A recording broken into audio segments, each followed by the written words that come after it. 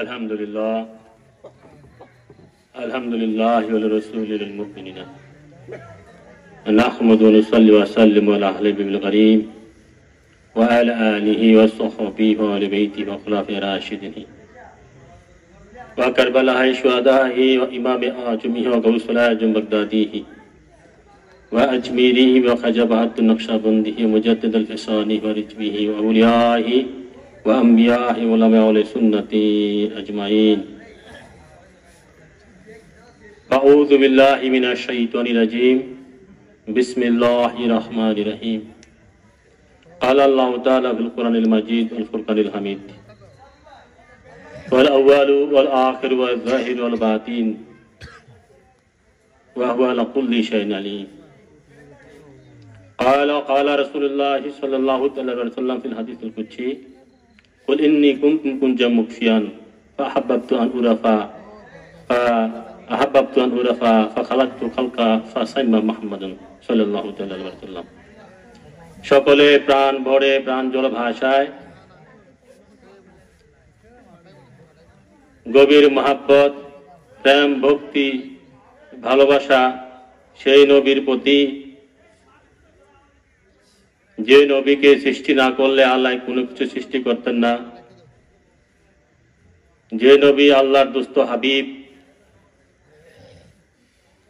যে নবী আল্লাহর জাতি নূরের সৃষ্টি, হাজির নাজির গায়েবের খবর দাতা, যিনি গায়েবের গায়েব,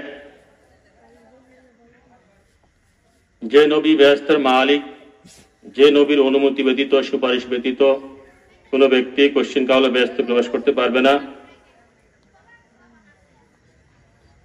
যে নবী আপনার আমার জামিনদার, যে নবী মুমিনের মালিক, সমস্ত মুমিনের মালিক, খাঁটি মুমিন নবীকে মালিক হিসাবে মানতে হবে।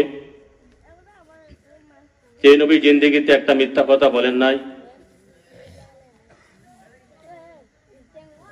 যে নবীর প্রস্রাব মুবারক পাক, উম্মতের জন্য জায়েজ হালাল, পায়খানা মুবারক পাক পবিত্র, আল্লাহর জাতি নূর, থুতু মুবারক সারা জাহানের শ্রেষ্ঠ শেফা, যে নবীর ঘাম মুবারক মেশকে আম্বরের চেয়ে সুঘ্রাণ, সেই নবীর প্রতি ভক্তি ভালোবাসা মহব্বতের সহিত কয়েক মর্তবা দুরূদ শরীফ পড়ি আমরা সকলে। আল্লাহুম্মা সাল্লিনা মাওলানা মুহাম্মদ লায়ালে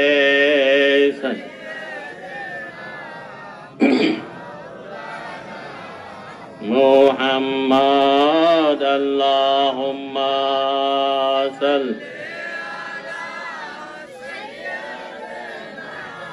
মাওলানা মুহাম্মদ ওয়ালা আলে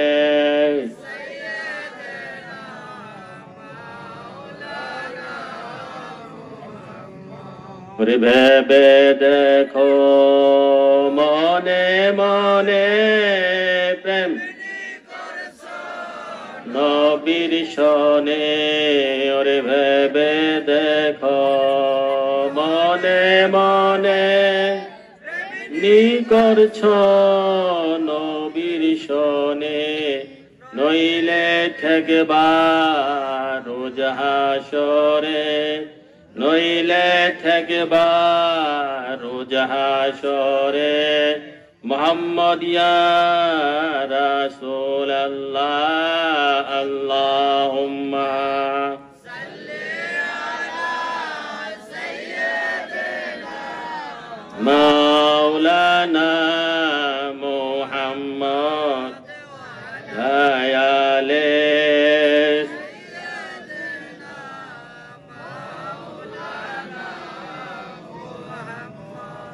উপস্থিত মুআজ্জিজ মুহতারাম বুজুর্গানে কেরাম আশিকানে সাইয়েদনা মুহাম্মদ মুস্তাফা আহমদ মুজতবা সাল্লাল্লাহু আলাইহি সাল্লামের ভক্তবিন্দু, আশিকানে ওলিয়ে গাউস কুতুব ভক্তবিন্দু, বিশেষ করে মুমিন মুমিনাতের প্রতি আমার সবিনয় সালাম। আসসালামু আলাইকুম ওয়া রাহমাতুল্লাহ। ভাইয়েরা আমার, বাবার আমার, ওয়াজের কথা বললেই আমার মনে খটকা লাগে, আমার গা চলে। কারণ বর্তমান যুগে ওয়াজের মাঠ ভালো না। যারা ভালো মানুষ, ভালো আলেম, খাঁটি আলেম, তারা ওয়াজের মধ্যে নাই, আছে খুবই কম। তাদেরকে আপনারা চিনবেন না। আপনারা চিনবেন যার কণ্ঠ ভালো, যারা বাজেট বড়, বড় বক্তা, বড় আলেম, হেলিকপ্টার দিয়ে চলে আসে, তারপরে হাজার হাজার লাখ লাখ লোক আসে ওই ওয়াজে। সেটা ভালো বড় ওয়াজ না, সেইটারে চিনেন। তো ছোট ওয়াজ বলেন, এটি চিনা যায় না। এগুলাতে যেমন যেমন বড় বড় বক্তা এবং হাজার হাজার লোকও আসে। আসলে খোঁজখবর নিয়ে দেখলে যদি জ্ঞান গবেষণা থাকে, ইমান থাকে, আমি কোরআন হাদিস যতটুকু আল্লাহ রাসূল আমার বুঝাইছে, বাতেন জাহের দুটোটা দিয়ে গবেষণা করে আমি দেখেছি। বাতেন এবং জাহের দুটোটা গবেষণা করে দেখেছি, আসলে ইমানের ধার ধারে নাই। কারণ সমাজ চলে গেছে উল্টা। নবীর তরিকায় সমাজ নাই, নাকি আছে? নবীর তরিকায় সমাজ নাই। যেমন আপনারা যে বাজেট করে টাকা বক্তাগুলো আনেন, অনেকে ভিক্ষাবৃত্তি করে ধার করে টাকা পয়সা নেন, দোকানে উঠান, বাজারে উঠান, রাস্তাঘাটে উঠান, উঠাইয়া তারপর বিভিন্ন জায়গায় টাকা উঠে লাখ লাখ টাকা উঠে লাখ লাখ টাকা বক্তা আনে। এটা আসলে কোরআন হাদিস সাপোর্ট করে না। কোরআন হাদিসে বলতে সম্পূর্ণ এটা নিষেধ। এটা কোরআনে প্রায় 5 থেকে 6টি আয়াত আমি পেয়েছি। যেমন আপনার সূরা নাহলে 95 নম্বর আয়াতে আসছে। সূরা এই বাবারা কথা বলে না, বাচ্চারা কথা বলে না। সূরা বাকারা 41 নম্বর আয়াত, সূরা মায়েদা 44 নম্বর আয়াতে আসছে। আল্লাহ পাক বলতেছে, ওয়ালা তাশতারু বিআয়াতি সামানান কালিলা। আল্লাহ বলতেছে, 2 জায়গায় আসছে একই আয়াত। হে দুনিয়াবাসী, তোমরা আমার কোরআনের আয়াতগুলাকে দুনিয়ার তুচ্ছ দামে বিক্রি করো না। মানে এইটার মানে হচ্ছে, এই যে আমরা বয়ান করতে এসে, ওয়াজ করতে এসে, মাহফিল করতে এসে আগে যে চুক্তি করে টাকা নেই, আমাকে 5,000 টাকা বানা দিতে হবে, আগে 10,000 টাকা। আজকের ওয়াজে কোনো চুক্তি বক্তা নাই। চুক্তি বক্তা আমার লগে চলতে পারে না। আল্লাহ পাক বলতেছে, ওয়ালা তাশতারু বিআয়াতি সামানান কালিলা। 2 জায়গায় আসছে কোরআনে যে আমার কোরআনের আয়াত হাদিস বিক্রি করে তোমরা চুক্তি করে টাকা নিও না। যদি ভালোবাসা হাদিয়া দেয়, এটা দেওয়া নেওয়া সুন্নত। হাদিয়া দেওয়া নেওয়া সুন্নত। ওই যে 2 মাস হবে মনে হয়, আপনাদের মন্ত্রী একটা মাহফিল করেছিলাম, আরো ছোট আয়োজন, লোক প্যান্ডেল ভরছে। আমি ওঠার পর প্যান্ডেল অনেক ছোট ছিল, উঠানের মধ্যে করছে। তারা নিজেরা বলছে, মন্ত্রীর লোক মনে এখনো আছে, তারা নিজেরা বলছে, তা আমি মাহফিলের কিছুদিন আগে, 15-20 দিন আগে সুন্নি জামাতের বড় বক্তা আনছিল 60,000 না 50,000 টাকা দিয়ে। তারা আমার ওয়াজ শোনার পর বলছে, হুজুর কিছুদিন আগে যে আমরা এত 1000 টাকা দিয়ে একটা বক্তা আনছি, আমি বক্তার নাম বললাম না, নাম বলা ঠিক না। কয় উনি যে ওয়াজ করছে আর আপনি যে ওয়াজ করছেন, আপনার তো আমরা 5,000 টাকাও দিতাম না। আমি বলছি, আমার টাকার জন্য তো আসি না। আপনার ওয়াজের সাথে তাদের ওয়াজ আপনারটার সাথে তুলনায় হয় না। আপনার কি কথা, তারা কি বলে গেল, 60,000 টাকা দিচ্ছে সুন্নি বক্তা, ফেসবুকে ভাইরাল, নাম বলা যায় কেন, তারাই বলছে। বাবারা, এটা তো দোষ মোল্লাদের না, যারা চুক্তি করে ওয়াজ করে, এটা দোষ তাদের না, দোষ আপনাদের, যারা আপনারা টাকা দিয়ে দাওয়াত দেয়, দোষ আপনাদের। দোষ হচ্ছে আপনাদের। আপনারা কেন আনেন এই বক্তা? আপনারা মানুষ হওয়ার জন্য, নাম করার জন্য, আল্লাহ রাসূলের সন্তুষ্টির জন্য নয়, আল্লাহ রাসূলকে পাওয়ার জন্য নয়, নাম করার জন্য, লোক জমানোর জন্য এগুলা আসেন। বড় মাকে লোক হইব, নাম হইব। বাবারা, এগুলা না ছাড়তে পারলে রোজা নামাজ করে কোনো লাভ নাই। আপনি কি নামাজ পড়েন মানুষকে দেখানোর জন্য? এই নামাজ শিরক। আপনি রোজা রাখেন মানুষকে দেখানোর জন্য, এই নামাজ শিরক। মান সাল্লা ইউরাহি ফাকাত আশরাকা, মান সামা ইউরাহি ফাকাত আশরাকা, মান তাসাদ্দাকা ইউরাহি ফাকাত আশরাকা। রাহুল আহমদ। লোক দেখানোর জন্য কোন কাজ করেই তো এটা বিলকুল নিষেধ, হারাম হারাম হারাম, শিরক, শিরকের পর্যায়ে, শুধু হারাম না। এটা নবীজির হাদিস, রাহুল আহমদে আসছে। তো এখন যদি আমরা এই এত দামি বক্তা আনতেছি এত টাকা দিয়া, বক্তা পাইছে যে আমার তো নেই, আমি চুক্তি। আর বক্তারা কেন চুক্তি এত টাকা দাবি করে? বক্তা মনে করে যে আমি যদি 60, 50, 1 লাখ টাকার বক্তা হই তাহলে আমি তো বড় হয়ে গেলাম, বড় বক্তা। নিজের প্রফিট তোলার জন্য, বড় করার জন্য সে এই দাবিগুলা করতেছে। যে যত বেশি বাজেট বড় সে তত বড়, যার বাজেট বেশি তার ওজন বেশি। আপনারা সাধারণ মানুষও তা মনে করে এবং বক্তারাও তা মনে করে।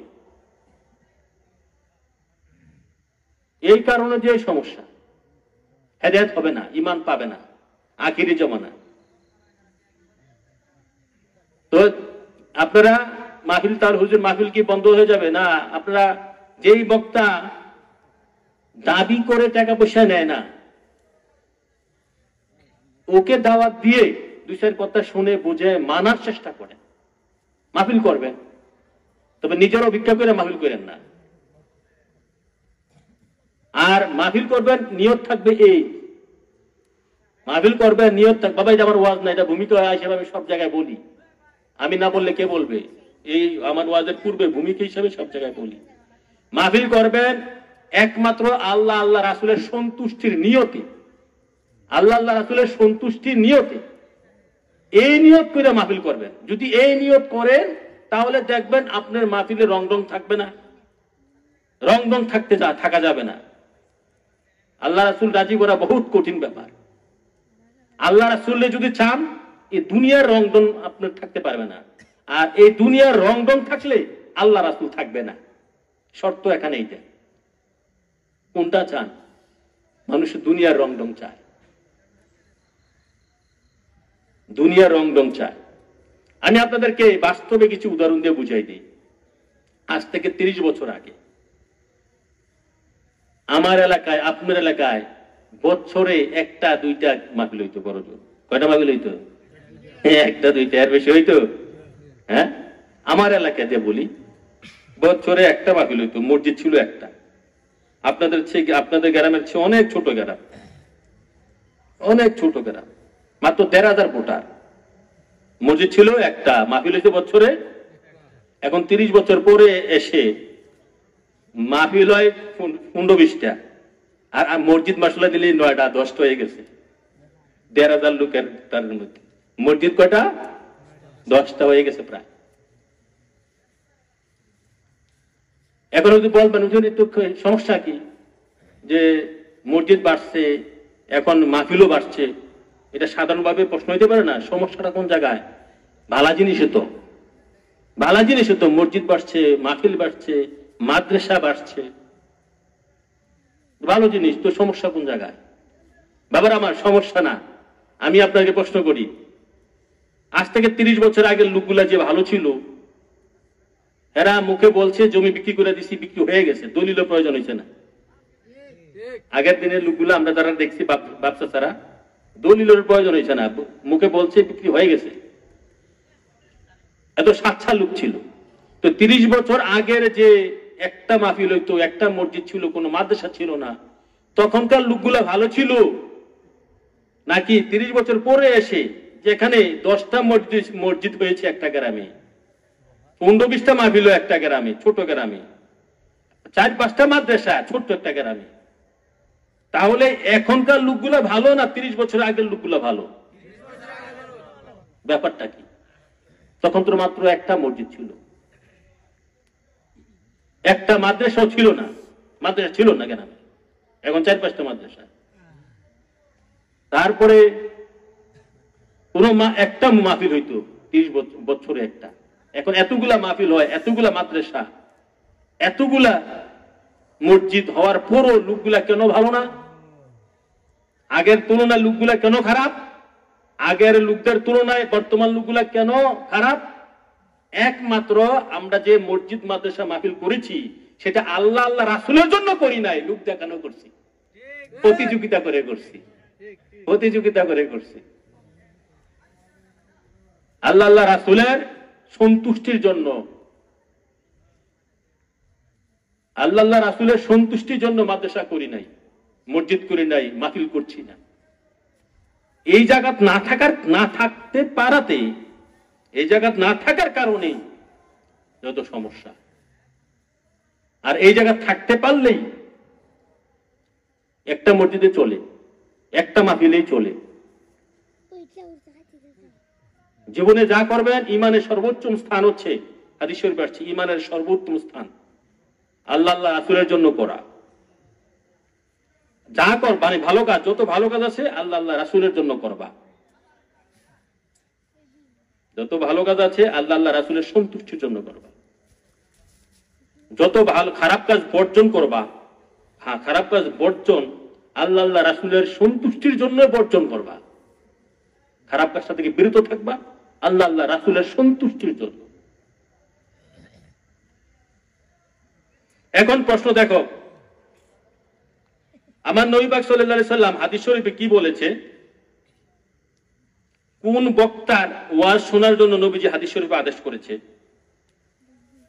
মাজা ৩য় খণ্ড পৃষ্ঠা ৫৫২, তারগিব ও তারহিব ৪র্থ খণ্ড পৃষ্ঠা ১৫০ মধ্যে এসেছে। নবী পাক সাল্লাল্লাহু আলাইহি সাল্লাম বলতেছেন, ইজা রাআইতুম মান ইয়াজহাদু দুনিয়া ফাদনু মিনহু। তোমরা যখন দেখবা কোন আলেম ওলামা, পীর সাহেব, বক্তা সাহেব, খলিফা সাহেব, হ্যাঁ, দুনিয়া ত্যাগ করেছে, ইজা রাআইতুম মান ইয়াজহাদু ফিদ দুনিয়া, যখন তোমরা দেখবা কোন আলেম ওলামা, পীর সাহেব, বক্তা সাহেব, খলিফা সাহেব, ফকির সাহেব, মিসকিন সাহেব দুনিয়ার মোহ, দুনিয়া ত্যাগ করেছে, মানে দুনিয়ার লোভ, মোহ, হিংসা, অহংকার, আমিত্ব, দুনিয়ার মোহ ত্যাগ করেছে, নবীজি বলছে ফাদনু মিনহু, তার কাছে যাও, তার কাছে যাও। ফাইন্নাহু ইয়ালাক্কাল হিকমাত, সেই ব্যক্তি তোমাদেরকে হিকমতের কথা, জ্ঞানের কথা বলতে পারবে। সিয়াসিত্তার হাদিস। যে ব্যক্তি দুনিয়া ত্যাগ করেছে, দুনিয়া কি? দুনিয়ার প্রথম অর্থ হচ্ছে লোভ, এই দুনিয়ার লোভ, বাড়ি গাড়ি, নারী, টাকা পয়সা, ধন দৌলত। ২ নম্বরে হারাম থেকে নিজেকে নিষ্কৃতি দেওয়া, হালাল খাওয়া। ৩ নম্বরে সদা সত্য কথা বলা। ৪ নম্বরে হিংসা, অহংকার। এই ৫-৭টা জিনিস ত্যাগ করতে পারলেই নবীজি বলতেছে তোমরা তার কাছে যাও, তার কাছে গিয়ে তার বক্তব্য শুনো, কেননা সে তোমাদেরকে জ্ঞানের কথা, হিকমতের কথা, খাঁটি জ্ঞানের কথা বলতে পারবে।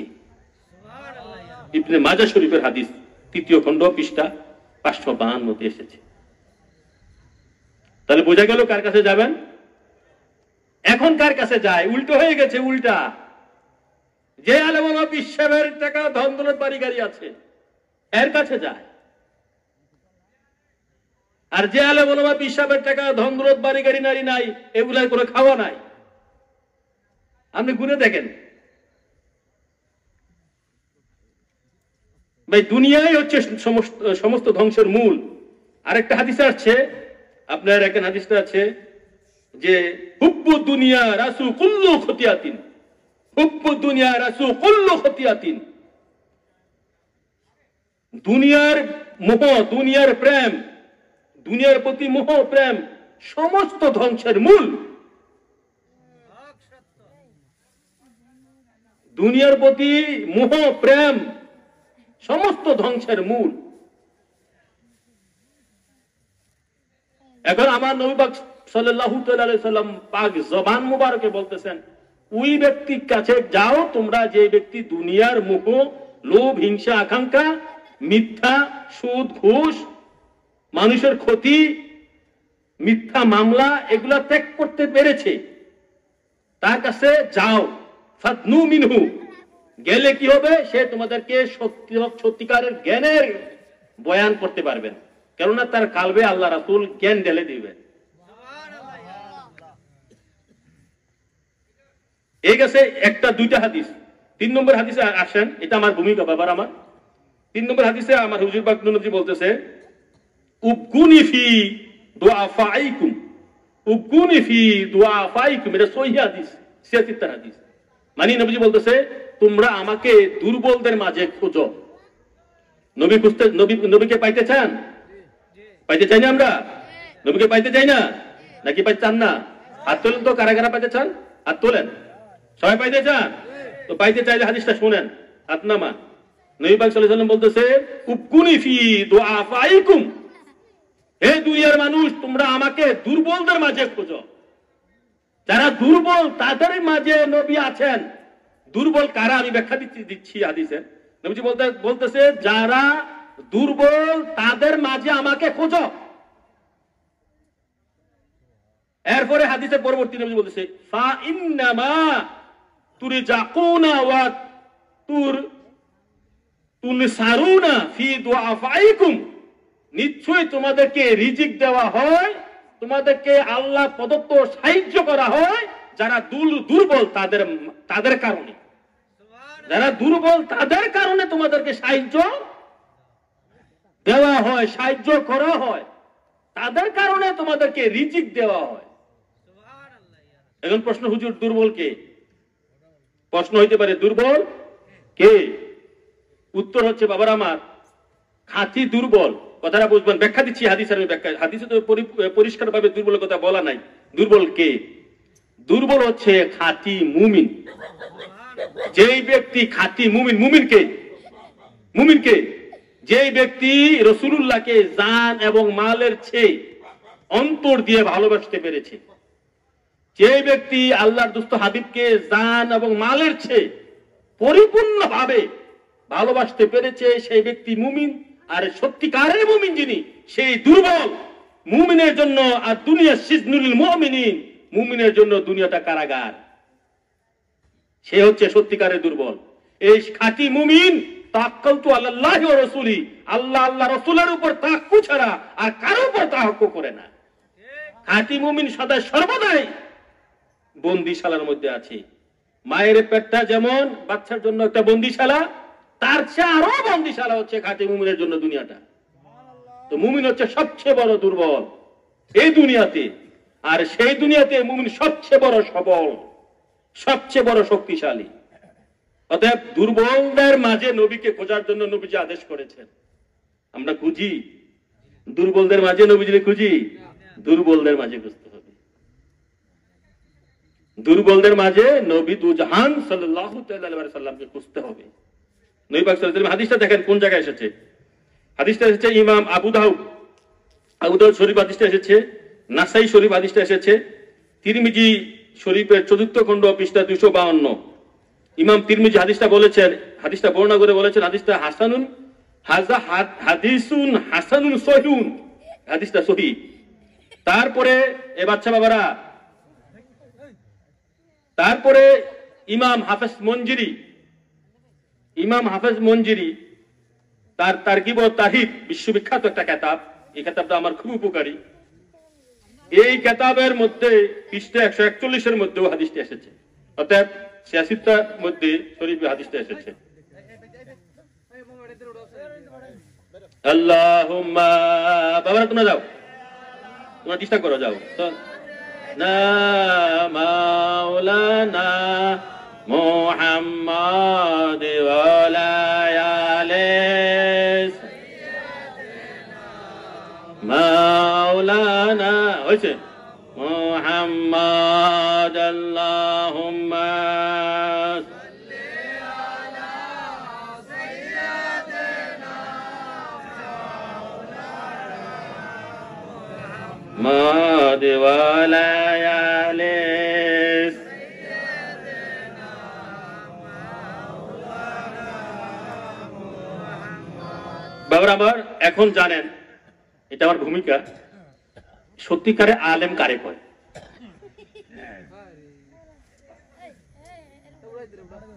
সত্যিকারে আলেম কারে বলে?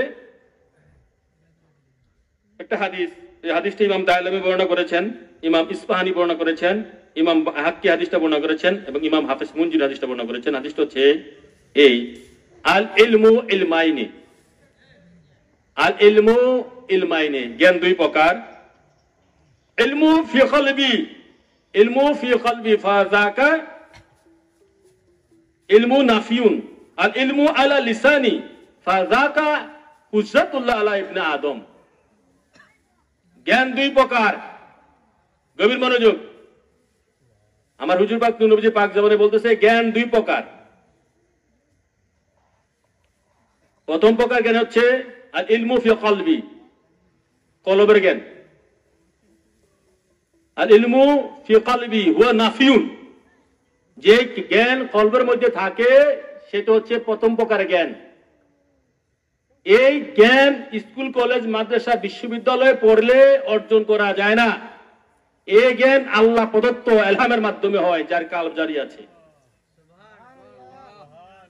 প্রথম প্রকার জ্ঞান হচ্ছে কালবের জ্ঞান। এই যে মহারাজা মুজিব আলী আল্লাহ ছিল, আপনাদের এখানে আরেকজন আছেন একটা মাজার, শেখ বানু শাহ, কালবের জ্ঞানে ওলি হয়েছেন মহারাজা। এখন লক্ষ লক্ষ লোক হয়, আমার দোকান যাবে, আমার বইয়ের দোকান ওখানে যাবে, সামনে 3-4 দিন পরে নাকি পুরুষ হচ্ছে। তো এই কালবের জ্ঞানে ওলি হয়েছে, কালবের জ্ঞানে ওলি হয়েছে, নাকি স্কুল কলেজ মাদ্রাসাতে পড়ে হয়েছে? এই সত্যটা তো বুঝে, অনেকে বুঝে না। তো নবী পাক সাল্লাল্লাহু আলাইহি ওয়াসাল্লাম পাক জামানে বলতেছেন আল ইলমু ইলমাইনে, আল ইলমু ফি কলবি ওয়া নাফিউন ফাযাকা হুয়া নাফিউন। সেটা হচ্ছে উপকারী জ্ঞান, ঈমানী জ্ঞান, নাজাত পাওয়ার জ্ঞান, মুক্তি পাওয়ার জ্ঞান, আল্লাহ রাসূলকে পাওয়ার জ্ঞান হচ্ছে কালবের জ্ঞান। আল্লাহ রাসূলকে পাওয়ার জ্ঞান হচ্ছে কালবের জ্ঞান। এই গেল এক প্রকার, এক নম্বর। এটা হচ্ছে ঈমানী জ্ঞান, মুক্তি পাওয়ার জ্ঞান, নাজাত পাওয়ার জ্ঞান।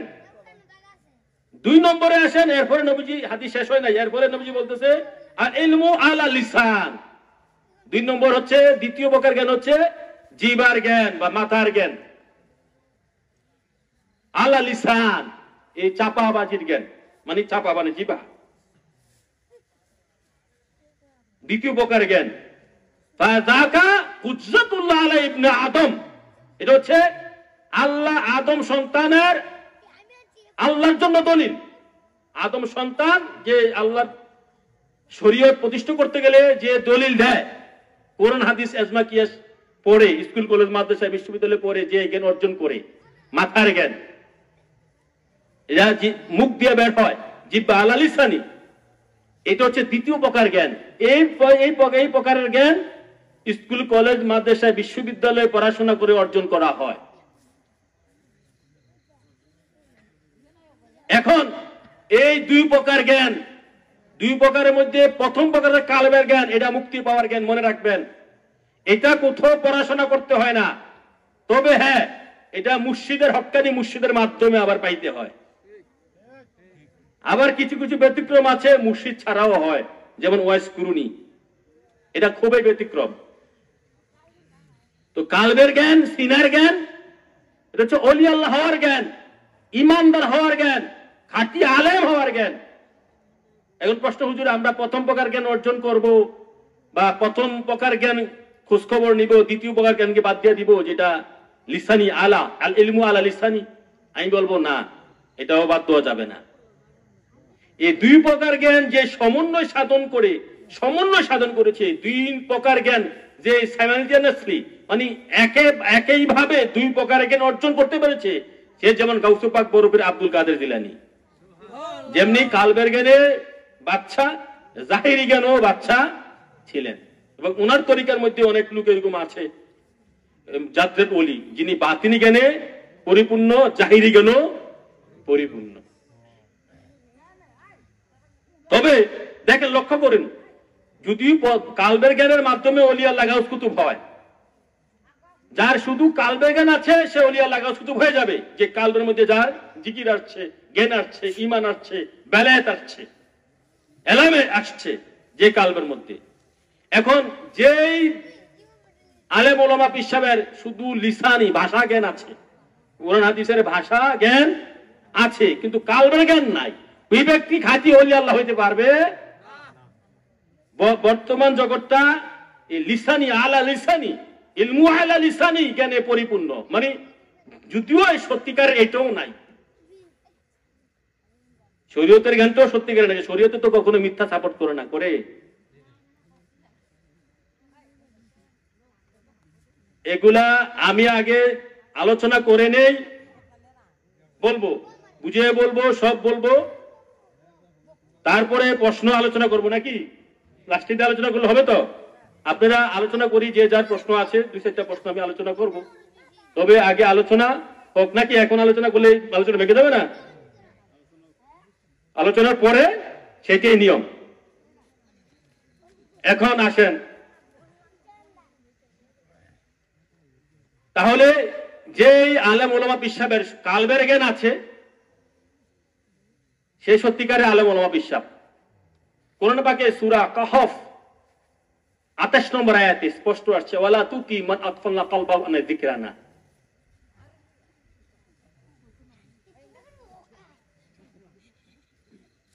মানে যে ব্যক্তির কালবে আল্লাহ আল্লাহ রাসূলের জিকির নাই, সেই ব্যক্তিকে অনুকরণ করতে আল্লাহ নিষেধ করছে কোরআনে।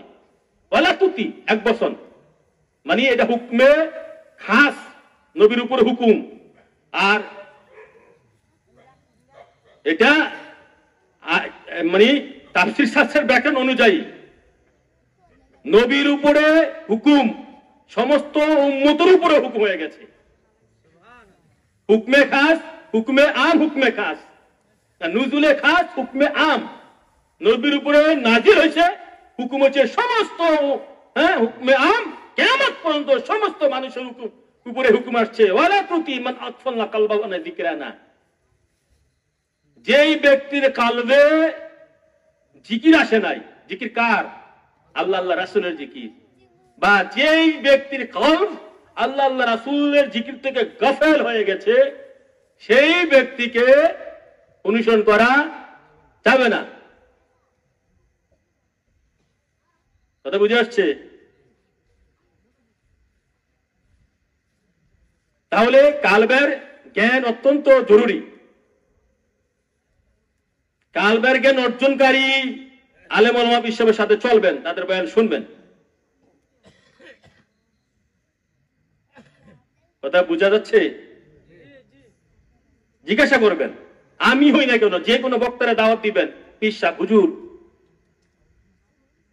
কাল জারি হয়েছে কিনা জিজ্ঞাসা করবেন। বন্ধু সুলভ আমার জিজ্ঞাসা করতে পারেন, কাল জারি হয়েছে কিনা। এই যে বড় বড় বক্তা, একটারও কাল জারি নাই। কাল জারি থাকলে সেই ব্যক্তি চুক্তি করতে পারে না। তার যদি কালবের জ্ঞান থাকতো, সে চুক্তি করতে পারে না। যত ওলি আল্লাহ গাউসকুত হয়েছে, একটা ওলি আল্লাহ চুক্তি করে মানুষের কাছে টাকা নিছে না? নিছে? বলেন নিছে? আপনাদের পাশেও আছে, আমি এদিকে এসে শুনছি, মিরান শাহ ফকির, মিরান শাহ ওলি। আপনারা এই যে মিরান শাহ হুজুরের তো মনে খলিফা ছিলেন মানুষা নাকি? মিরান শাহ ফকির মানুষের কাছে দাবি করে টাকা নিছে? নিছে? আমার নবীজি নিছে? শাহজালাল হুজুর নিছে? শাহফারান নিছে? বাবার আমার, সত্যিকারে ওলি গাউস কুতুব পীর বাদশা যাচাই করার হাতিয়ারে হচ্ছে ধন সম্পদ। বারবার বলি, হাতিয়ার হচ্ছে ধন সম্পদ। যেই ব্যক্তি ভক্তের কাছে চাইয়া নেয়, টাকা তো দরবার চালাইতে টাকা লাগে, লাগে না? সত্যিকারের দরবার হলে তো টাকা এমনি এসে পড়ে। মিয়া আমার যারা 2-4 জন বালক আপনাদের এলাকায় আছে, জিজ্ঞাসা করে দেখেন 1 টাকা চেয়ে নিছে কিনা। আমার টাকার দরকার লাগলে বাবা বলি, বাবারে এই টাকা যে বই বের করতেছি, টাকা দরকার লাগে, যে যা পারে দিচ্ছে। আমি এটা বলতে পারবো না তুমি 10 দিবা, তুমি 15 দিবা, তুমি 20 দিবা। এভাবে চেয়ে নেওয়া হারাম। আমার নবীজি নিছে, নবীজির যুদ্ধ প্রয়োজন হয়েছে না? যুদ্ধ করছে না? অস্ত্রের প্রয়োজন লাগছে না? হ্যাঁ, গোড়া, তারপরে বিভিন্ন অস্ত্রের প্রয়োজন হয়েছে, গোড়ার প্রয়োজন হয়েছে, ওটের প্রয়োজন হয়েছে, এটি কিনছে না? লাগছে না? সাহাবারা যে যা পারছে দিছে। নবীজি চাইছে, এভাবে চাইছে, কিন্তু এভাবে বলে নাই এই তুই 10,000 দিবি, তুই 20,000 দিবি, তুই 50টা গোড়া দিবি, তুই 100 উট দিবি, এভাবে বলে নাই। এভাবে বললে তুই যে ব্যক্তিরে বলতেছেন, এই ব্যক্তি মনে কষ্ট পাইতে পারে, আমার আছে 10টা দেওয়ার, 20টা আমার কাছে চাইলো, আমি কেমনে দিব? মনে কষ্ট পাইল না? এই দেওয়াটাই বৃথা, এই দেওয়াটাই বৃথা। হাদিয়া হচ্ছে মনের ইচ্ছায় দিতে হবে, সন্তুষ্ট চিত্তে দিতে হবে, নিতে হবে সন্তুষ্ট চিত্তে। এই জিনিসগুলো তো ক্লিয়ার হওয়া দরকার সাধারণ মানুষের। এখন আসেন বাবারা, আমি আমার আলোচনার মধ্যে ঢুকি। আলোচনা একটু করব আল্লাহ রাসূল দয়া করলে। সেটা হচ্ছে ঈমান সম্পর্কে আমি কয়েকটা কথা বলবো। ঈমান পরম ধন, ঈমান পরম পাওয়া, ঈমান ছাড়া যায় না মুসলমান হওয়া। ঈমান আমরা সকলেই জানি। ঈমান যদি বুঝি, ঈমানের গুরুত্ব যদি বুঝি, তাহলে আর প্রশ্ন থাকে না। আমার আলোচনা বিষয় ঈমানের গুরুত্ব যদি বুঝি, সারাটি কোরআন, আমার কোরআন শরীফটা তো আনতে খেয়াল নাই, সারাটি কোরআনের মধ্যে ঈমানের আলোচনা। যেখানে ঈমানের আলোচনা আসছে, পরে আলোচনা আসছে ইন্নাল্লাযিনা আমানু আমিলুস সালিহাতি ওয়াল্লাযিনা আমানু আমিলুস সালিহাতি ফাল্লাযিনা আমানু আমিলুস সালিহাতি। এরকম ভাবে প্রায় 63 আয়াত। ইয়া আইয়ুহাল্লাযিনা আমানু 89 আয়াত। আল ঈমান মাসদার হিসেবে আসছে 45টা আয়াতে ঈমান শব্দটা। তারপরে আল মুমিন, মুমিন শব্দটা 230 থেকে 40 আয়াতে এসেছে। মুমিন শব্দের অর্থ কি? তারপরে আমানু শব্দটা প্রায় 200 থেকে 250 বার, এভাবে আমি গুণে দেখেছি। তারপরে তুমিনুনা ইউমিনুনা 150 বার আমি গণে দেখেছি কোরআনে পাকে।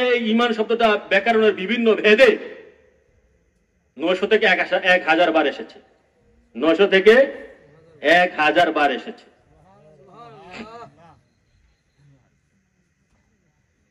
তো ঈমান কি? ঈমান শব্দটা করতে আসছে তাফসীরে রুহুল বায়ানে আসছে। ঈমান শব্দটা আমান দেনা ধাতু থেকে, আমান ধাতু থেকে, আমান দেনা। তিনি ঈমান শব্দের অর্থ করতে যাচ্ছেন আমান দিনা, মানে ধর্মীয় নিরাপত্তা। তারপরে ঈমান শব্দের উৎপত্তি যদি দেখেন, আমান ধাতু থেকে এসেছে। আমান মানে নিরাপত্তা, নিষ্কৃতি, নাজাত, শান্তি, মুক্তি, নিরাপদ, নিরাপদ। তাহলে ঈমান শব্দ, তাহলে ঈমান শব্দ অর্থ দাঁড়ালো নিরাপদ, দাতা, শান্তি দাতা, নিষ্কৃতি দাতা, মুক্তি দাতা, নাজাত দাতা। এই ঈমানকে, ঈমান আর কেউ নয়। আমাদের বিভিন্ন জায়গায় একটা ধারণা আছে যে ঈমান শব্দের অনেক অর্থ করে, ঈমান শব্দ তো বিশ্বাস। বাবার আমার এটা না। আরবিতে ইয়াকিন বলা হয়। ইয়াকিন শব্দের অর্থ বিশ্বাস। ইয়াকিন শব্দের অর্থ বিশ্বাস। ইয়াকিনের আবার 3টা স্তর আছে। ইলমুল ইয়াকিন, আইনুল ইয়াকিন, হক্কুল ইয়াকিন। ইলমুল ইয়াকিন যেটা অর্থ শোনা জ্ঞান, শোনা বিশ্বাস বা শোনা জ্ঞান। আইনুল ইয়াকিন চোখে দেখা জ্ঞান। হক্কুল ইয়াকিন যে ওলিয়াল্লাহ গাউস কুতুব সাধন করতে করতে তার দেওয়াটা হক হয়ে যায়, সেই ব্যক্তি হচ্ছে স্বয়ং হক্কুল ইয়াকিন। সে তাকে সবকিছু আল্লাহ দেখায়, এই জন্য সে হক। এটার উপমা দিলে বুঝাইতে গেলে সময়ের প্রয়োজন। আমি বলতে যাচ্ছি যে ঈমান আর ইয়াকিন আকাশ পাতাল ব্যবধান, যদিও দুটোটাই গুরুত্বপূর্ণ। সবচেয়ে গুরুত্বপূর্ণ ঈমান। ঈমান ছাড়া তাকওয়া হবে না, ঈমান ছাড়া আমল হবে না, ঈমান ছাড়া নামাজ হবে না, হজ হবে না, যাকাত হবে না, ঈমান ছাড়া ইখলাস হবে না, ঈমান ছাড়াও ইয়াকিন হবে না। এক কথায় বলতে গেলে ঈমান হচ্ছে, ঈমান আপ টু বটম, ঈমানের মূল। ঈমান স্বয়ং হচ্ছে আমার নবী, আপনার নবী, খুল কায়নাতের নবী হুজুর পুরনুর সাল্লাল্লাহু আলাইহি সাল্লাম। তিনি স্বয়ং ঈমানের মূল, তিনি ঈমানের মূল, তিনি স্বয়ং ঈমান।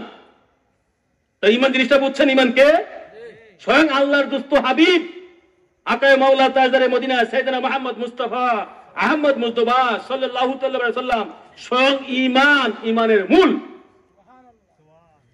তিনি স্বয়ং ঈমান। এখন এই ঈমান মানে স্বয়ং নূর নবীজির দেহ মোবারক স্বয়ং ঈমান, তিনি স্বয়ং ঈমান। এই নবীর কাছ থেকে যে জররা পরিমাণ ঈমানি নূর পাইছে, আমার নূর নবীর কাছ থেকে যে জররা পরিমাণ ঈমানি নূর পাইছে, সেই ব্যক্তি ইমানদার। মানে নবীর কাছ থেকে যে জর্রা পরিমাণ ইমানি নূর পাইছে, নবীর কাছ থেকে যার কালবে জর্রা পরিমাণ ইমানি নূর প্রবেশ করছে, সেই ব্যক্তি ইমানদার। নবী স্বয়ং ইমান। এখন বলেন বেহেশত বড় না নবী বড়? হ্যাঁ, আরে বাবারা আমার, তার আল্লাহ কি কোরআনে বেহেশতরে বড় কইছে? এখন বেহেশত বড় না মুমিন বড়? কোরআনে আসছে সূরা বাইয়িনাতে, ইন্নাল্লাযিনা আমানু ওয়া আমিলুস সালিহাতি উলাইকা হুমুল খায়রুন বারিয়া। যারা ঈমানদার, ঈমান নবীর কাছ থেকে নূর পাইয়া ঈমান হইছে। নবীর কাছে নূর পাওয়া মানে নবীর কাছ থেকে মহাব্বত। এই নূরের আরেক নাম মহাব্বত। নবীর কাছ থেকে নূর মহাব্বত পাইয়া যারা ঈমানদার হইছে, হইয়া সর্বপ্রকারের কল্যাণকর কাজ করছে, আল্লাহ তাকে কোরআনে ঘোষণা করছে উলাইকা হুমুল খায়রুন বারিয়া। ওই ব্যক্তি সৃষ্টি শ্রেষ্ঠ। বেহেশতরে কইছে সৃষ্টি শ্রেষ্ঠ? হ্যাঁ, কুরগেল মানদে কইছে সৃষ্টি শ্রেষ্ঠ? জিব্রাইল দে কইছে সৃষ্টি শ্রেষ্ঠ? মিকাইল দে কইছে? আরে নবী তো সৃষ্টি শ্রেষ্ঠ বানানেওয়ালা। মুমিনের খাদেম, বেহেশত হচ্ছে মুমিনের খাদেম। যারা জাজ্জাল মুমিন তাদের খাদেম বেহেশত, গোলাম। কুরগুলমান মুমিনের গোলাম। আমরা বেহেশতের লোভ ওইভাবে করবো না, আমরা নবীর প্রতি লোভ করব। নবীকে পাওয়ার লোভ। নবীকে লোভ পাইলে তো সব হয়ে যায়। তো নবী বাদ দিয়ে বেহেশতের প্রতি লোভ কেন করবো? এটা তো যারা খাঁটি ওলি তারা এটা করতে পারে না, যারা দুর্বল মুমিন তারা করে। তবে হ্যাঁ, বেহেশতের আকাঙ্ক্ষা চাওয়ার আদেশ আছে, এটা রহমত। তো আগে নবীকে চাও, পরে বেহেশত চাই। আর নবীর গুরুত্ব, নবীর হাকিকত, নবীর সম্মান বুঝলে তো বেহেশত দূরে অনেক চলে যায়। আরে নবী স্বয়ং আপ টু বটম, তিনি স্বয়ং বেহেশত, তিনি রহমতুল লিল আলামিন। বেহেশত রহমতুল লিল আলামিন না। তাহলে নবীর কাছ থেকে নূর পাইয়া, প্রেম মহাব্বত পাইয়া যদি ইমানদার হয়, সেই ইমানদার সৃষ্টি শ্রেষ্ঠ। তাহলে নবী সৃষ্টি শ্রেষ্ঠ বানানেওয়ালা। তো নবী যদি ইমান হয়, ইমান যদি বুঝে থাকেন নবী ইমান, তো নবী ইমান। আর বেহেশত সৃষ্টি হয়েছে নবীর নূর দিয়া। বেহেশত সৃষ্টি হয়েছে নবীর নূর দিয়া। আমরা বলি না সবকিছু নবীর নূরে সৃষ্টি? হ্যাঁ, বেহেশত সৃষ্টি হয়েছে নবীর নূর দিয়া। এখন সংক্ষেপে বাবা, নবীর অনুমতি ব্যতীত, সুপারিশ ব্যতীত, নবী মানে ইমান, নবী স্বয়ং ইমান, নবীর সুপারিশ ইমান ব্যতীত, নবীর অনুমতি ব্যতীত কোন ব্যক্তি আউয়ালে আখেরে বেহেশত প্রবেশ করতে পারবে? তো এইটা বুঝলে তো হয়ে যায় কিভাবে ইমান বা নবীজি বেহেশতের চাবি। ইমান মানে নবীজি, ইমান মানে নবীজি কিভাবে বেহেশতের চাবি, এইটা বুঝলে তো হয়ে যায়। আমি একটা দলিল দিছি, আমার বইটা যদি পড়েন, এই বইটা আর ইমান বেহেশতের চাবি বইটা, যদি কোনো ব্যক্তি সত্যিকারের আমার নবীর আশা খেয়ে থাকে, নবীকে পাওয়ার জন্য, যদি নবীর প্রেমে দেওয়ান হওয়ার জন্য, যে আমি নবী চাই, সব ধন সম্পদ, টাকা পয়সা, বাড়ি গাড়ির পেটে লাত্তি দিয়ে যদি লাত্তি দিতে পারেন, দিয়ে যদি আমার ইমান বেহেশতের চাবি, আর এই দুইটা বই পড়ে যদি আপনি বলেন যে না এখানে যা লেখছেন ভুল লেখছেন, আমি তো বাবা আমার কথা বলি না, আমি দলিল দিয়ে লিখছি, এতটুকু বুঝলে তো হয় যে নবীর সুপারিশ ব্যতীত, নবীর অনুমতি ব্যতীত আউয়ালে আখেরে কোন নবী, কোন রাসূল, কোন ওলি গাউস তো বেহেশতে প্রবেশ করতে পারবে না। তো নবী তো ইমান, মানে ইমানের ব্যতীত, ইমান ব্যতীত। আরে অন্য বই বললে ইমান ব্যতীত। আমি আমার হে ইমান বেহেশতের চাবি কাতাবের মধ্যে কুড়ি দলিল দিছি। আপনাদের এই যে এলাকা বক্ত আছে ঢাকা, কি দরবার না এটা যে তোমাদের এলাকায় লোক যায় না, নারিন্দার মাদ্রাসার প্রিন্সিপালও বইগুলা পাইছি আমার ইমান বেহেশতের চাবি। নারিন্দার আলিয়া মাদ্রাসার, এত কামেল নাকি কামেল, নারিন্দা কামেল মাদ্রাসার এক শিক্ষক আমার ইমান বেহেশতের চাবি বইটা পড়ে অনেক কষ্ট করে কেমনে যে ওরে আমার নাম্বারটা মিলাই দিছে। নাম্বার তো আমার বইয়ের মধ্যে নাই, আমি নাম্বার প্রচার করি না। সে ফোন দিয়া এতটুকু বলছে এই কামেল মাদ্রাসা শিক্ষক, হুজুর হেদায়েত পাওয়ার জন্য এই একটা বই যথেষ্ট, ইমান ব্যতীত এই বইটা যথেষ্ট হেদায়েত পাওয়ার জন্য। আমার কথা হচ্ছে বাবা, বইটা পড়ে যদি আপনি ওখানে বুঝে না আসে, তারপরে আমার লগে আলোচনা করেন।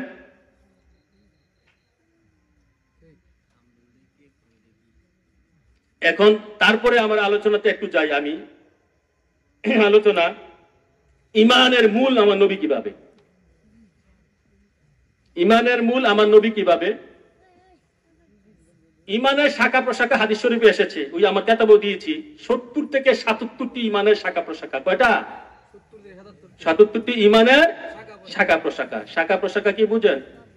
রাস্তা থেকে একটা খারাপ জিনিস দূরে সরাইয়ে দেওয়া, এটা ইমানের একটা শাখা। দূরে যে সরাইবেন, পায়ে ঠেলে দিলে হবে না।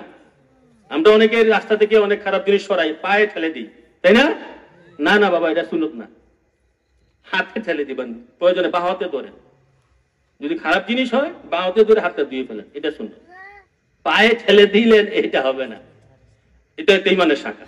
এরকম ভাবে 70 থেকে 77টা ইমানের শাখা।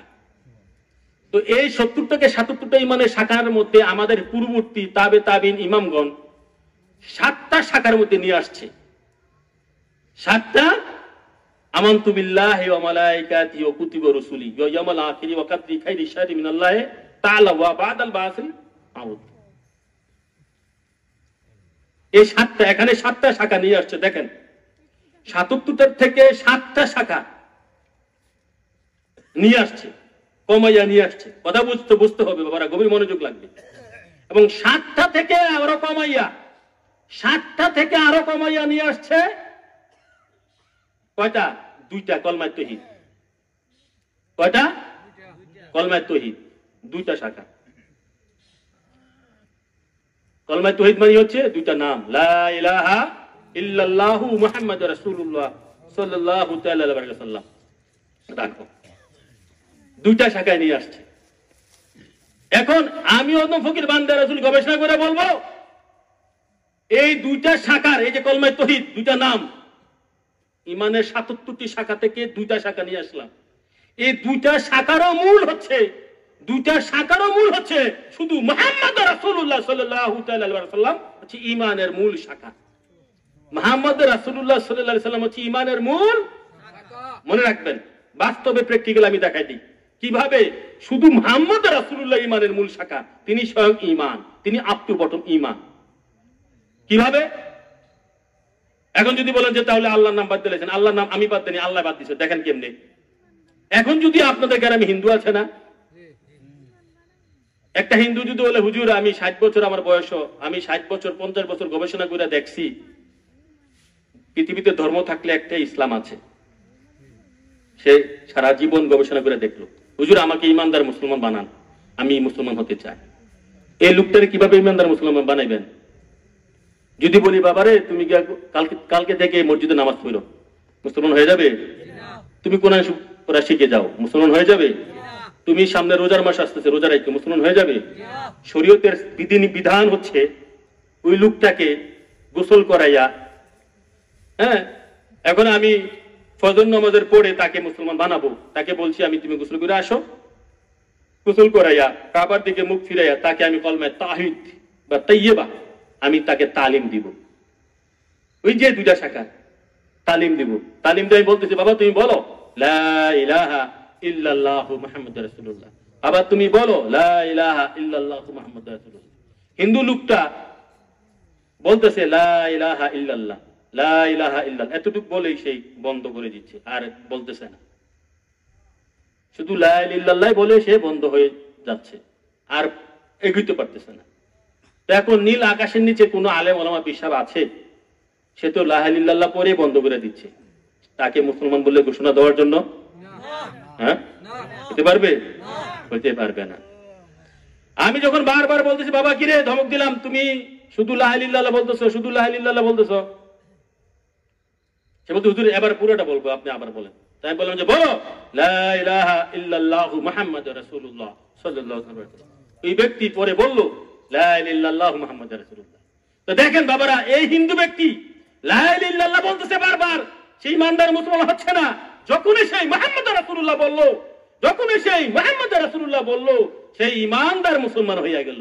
এর মানে কি, যখন সেই আখির নবী সাইয়েদনা মুহাম্মদ মুস্তাফা আহমদ মুস্তাফা সাল্লাল্লাহু আলাইহি সাল্লামকে অন্তর দিয়ে স্বীকৃতি দিল, অন্তর দিয়ে সত্য বলে মেনে নিল, তার অন্তরে যখন নবীকে স্বীকার করে নিল সত্য বলে, তখন সেই ইমানদার মুসলমান হইয়া গেল।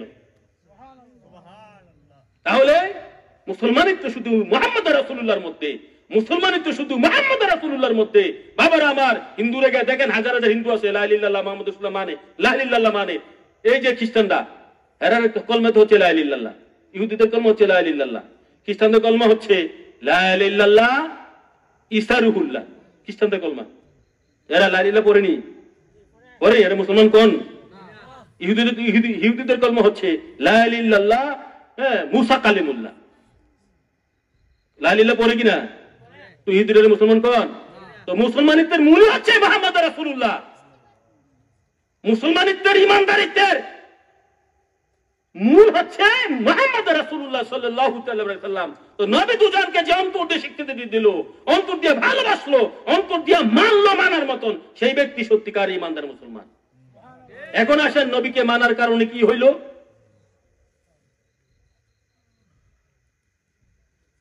সে আমার নবীকে অন্তর দিয়ে মানার কারণে সেই ব্যক্তির জীবনের গুনাহ মাফ হয়ে গেল। সেই ব্যক্তির জীবনের গুনাহ মাফ হয়ে গেল।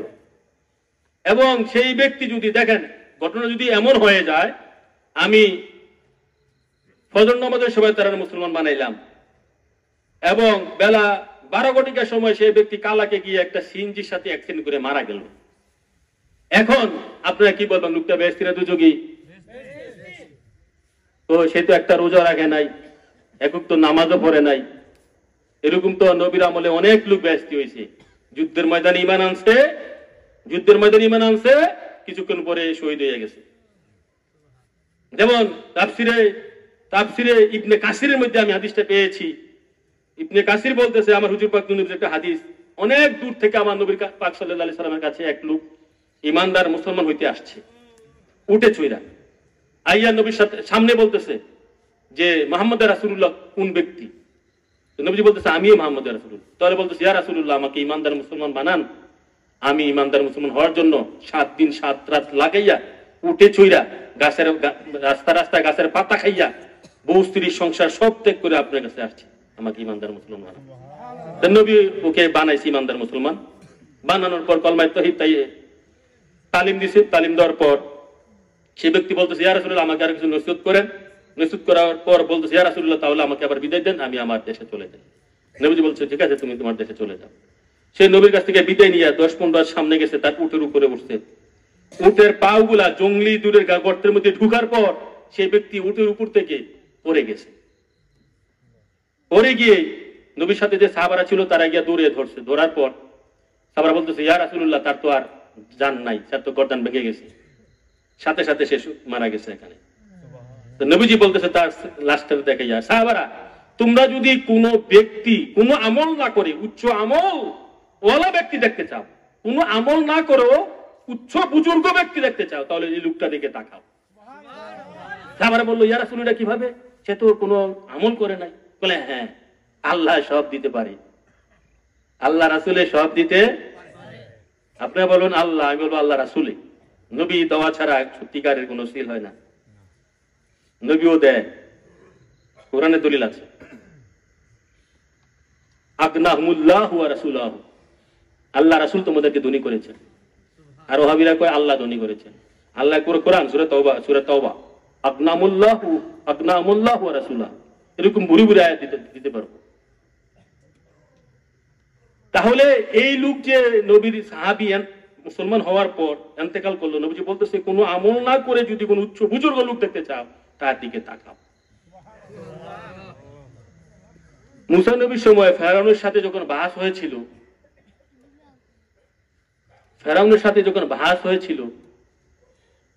তখন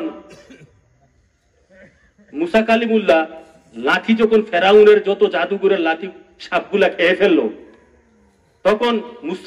তখন ফেরাউন যত 70,000 জাদুঘর সে সারা পৃথিবীর থেকে, তার রাজত্ব থেকে জোগাড় করেছিল, বড় বড় জাদুঘর।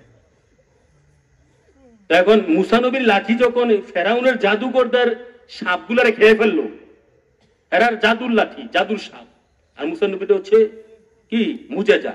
মুজেজা যখন মুসা নবীর লাঠির মুজেজা যখন অন্যান্য জাদুঘরের অজগর সাপগুলা খেয়ে ফেললো, জাদুঘররা বুঝালেছে আরে এটা তো মুসা নবী তো জাদু না, তো খাঁটি, সে তো খাঁটি মাল। বুঝার পর সাথে সাথে মুসা নবীর প্রতি ঈমান আননা মুসা নবীর প্রতি সেজদায় পড়ে গেছে, সেজদায় পড়ে গেছে সাথে সাথে।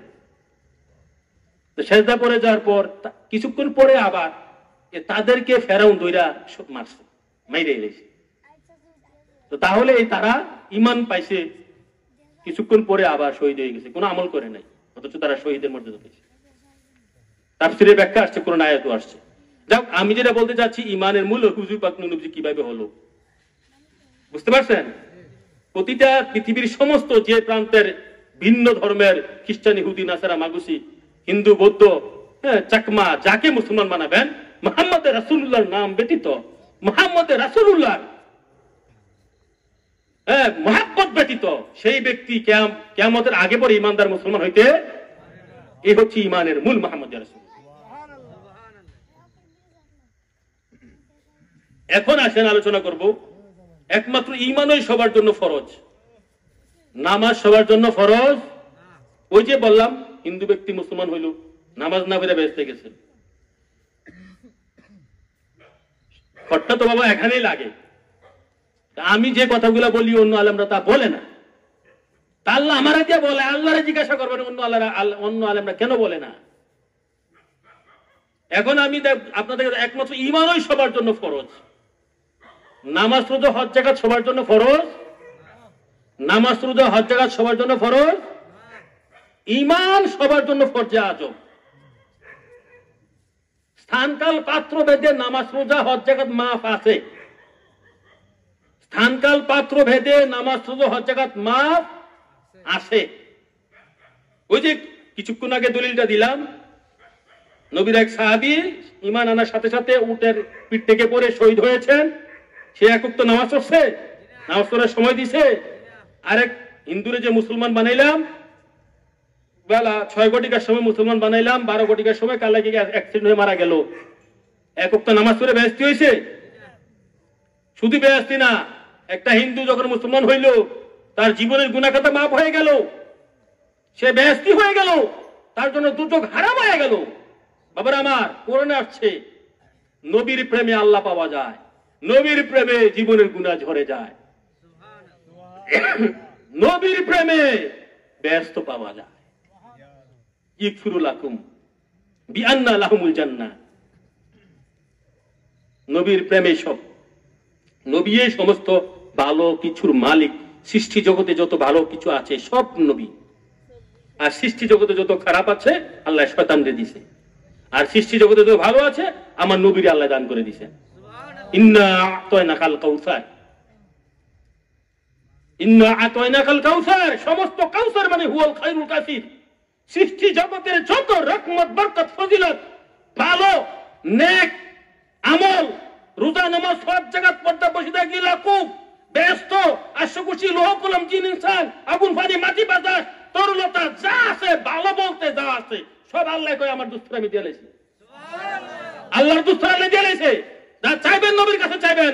আপনি যদি ভালো, আপনি যদি মুমিন, আপনার মালিক নবী, আপনি যদি মুমিন আপনার মালিক নবী। আর যত খারাপ আছে শয়তান দিয়ে দিছে। খারাপ কোনটা?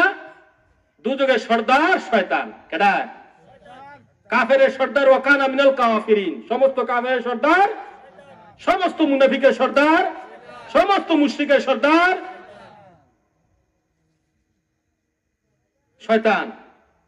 যত খারাপ আছে সব শয়তানে দিছে, যদিও আল্লাহ থেকে গেছে। অন্যভাবে বললে আল্লাহর ডাইন হাত মুহাম্মদ রাসূলুল্লাহ সাল্লাল্লাহু আলাইহি ওয়াসাল্লাম।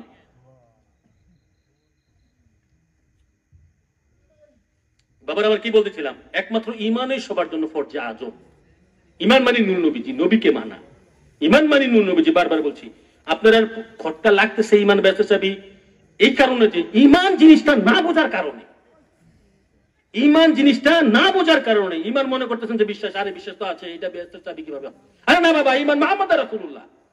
ইমান হচ্ছে স্বয়ং মুহাম্মদ রাসূলুল্লাহ, তিনি ইমান। তো তিনি বেহেশতের চাবি হবে না তো কে হবে?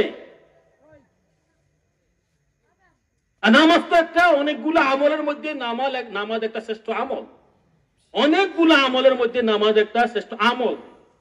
নামাজের তো অনেক ভাগ আছে, অনেক প্রকার নামাজ আছে। নামাজ শুধু মসজিদে আইলে গেলে নামাজ হয় না। পিতা মাতার খেদমত করা একটা নামাজ, ভালো কাজ একটা নামাজ, মানুষের উপকার করা একটা নামাজ, দান খরচ করা একটা নামাজ, ঝগড়াঝাটি মিঠিয়ে দেওয়া একটা নামাজ। কি বুঝলেন? এই কেতাবের মধ্যে আমি 15 থেকে 20 প্রকারের নামাজ দেখাইছি কুরআনের আয়াত দিয়া। সমস্ত ভালো কাজ একটা নামাজ। শুধু মসজিদে গেলাম, আইলাম, মিথ্যা কথা বললাম, ঘুষ খাইলাম, চুরি করলাম, ডাকাতি করলাম, লুট করলাম, মারামারি করলাম, গীবত করলাম, ঝগড়া লাগাইলাম, মিথ্যা মামলা করলাম, এই নামাজ হবো? আরে এটা কানে এত জানে, নামাজ হইতো না। এটা কানে এত জানে। আর নবীর নামাজ পড়বেন, নবীর নামাজে মিথ্যা নাই, নবীর নামাজে হারাম নাই, নবীর নামাজে সুদ নাই, নবীর নামাজে মিথ্যা মামলা নাই, নবীর নামাজে লুচ্ছামি নাই, বদমাশি নাই, নবীর নামাজে সুদ নাই, ঘুষ নাই, নবীর নামাজে মানুষের ক্ষতি নাই, কোন মানুষের ক্ষতি করা যাবে না। এই নামাজ, এই জিনিসগুলো যার মধ্যে আছে তার নামাজ সহি। কথা বুঝে আসছেনি?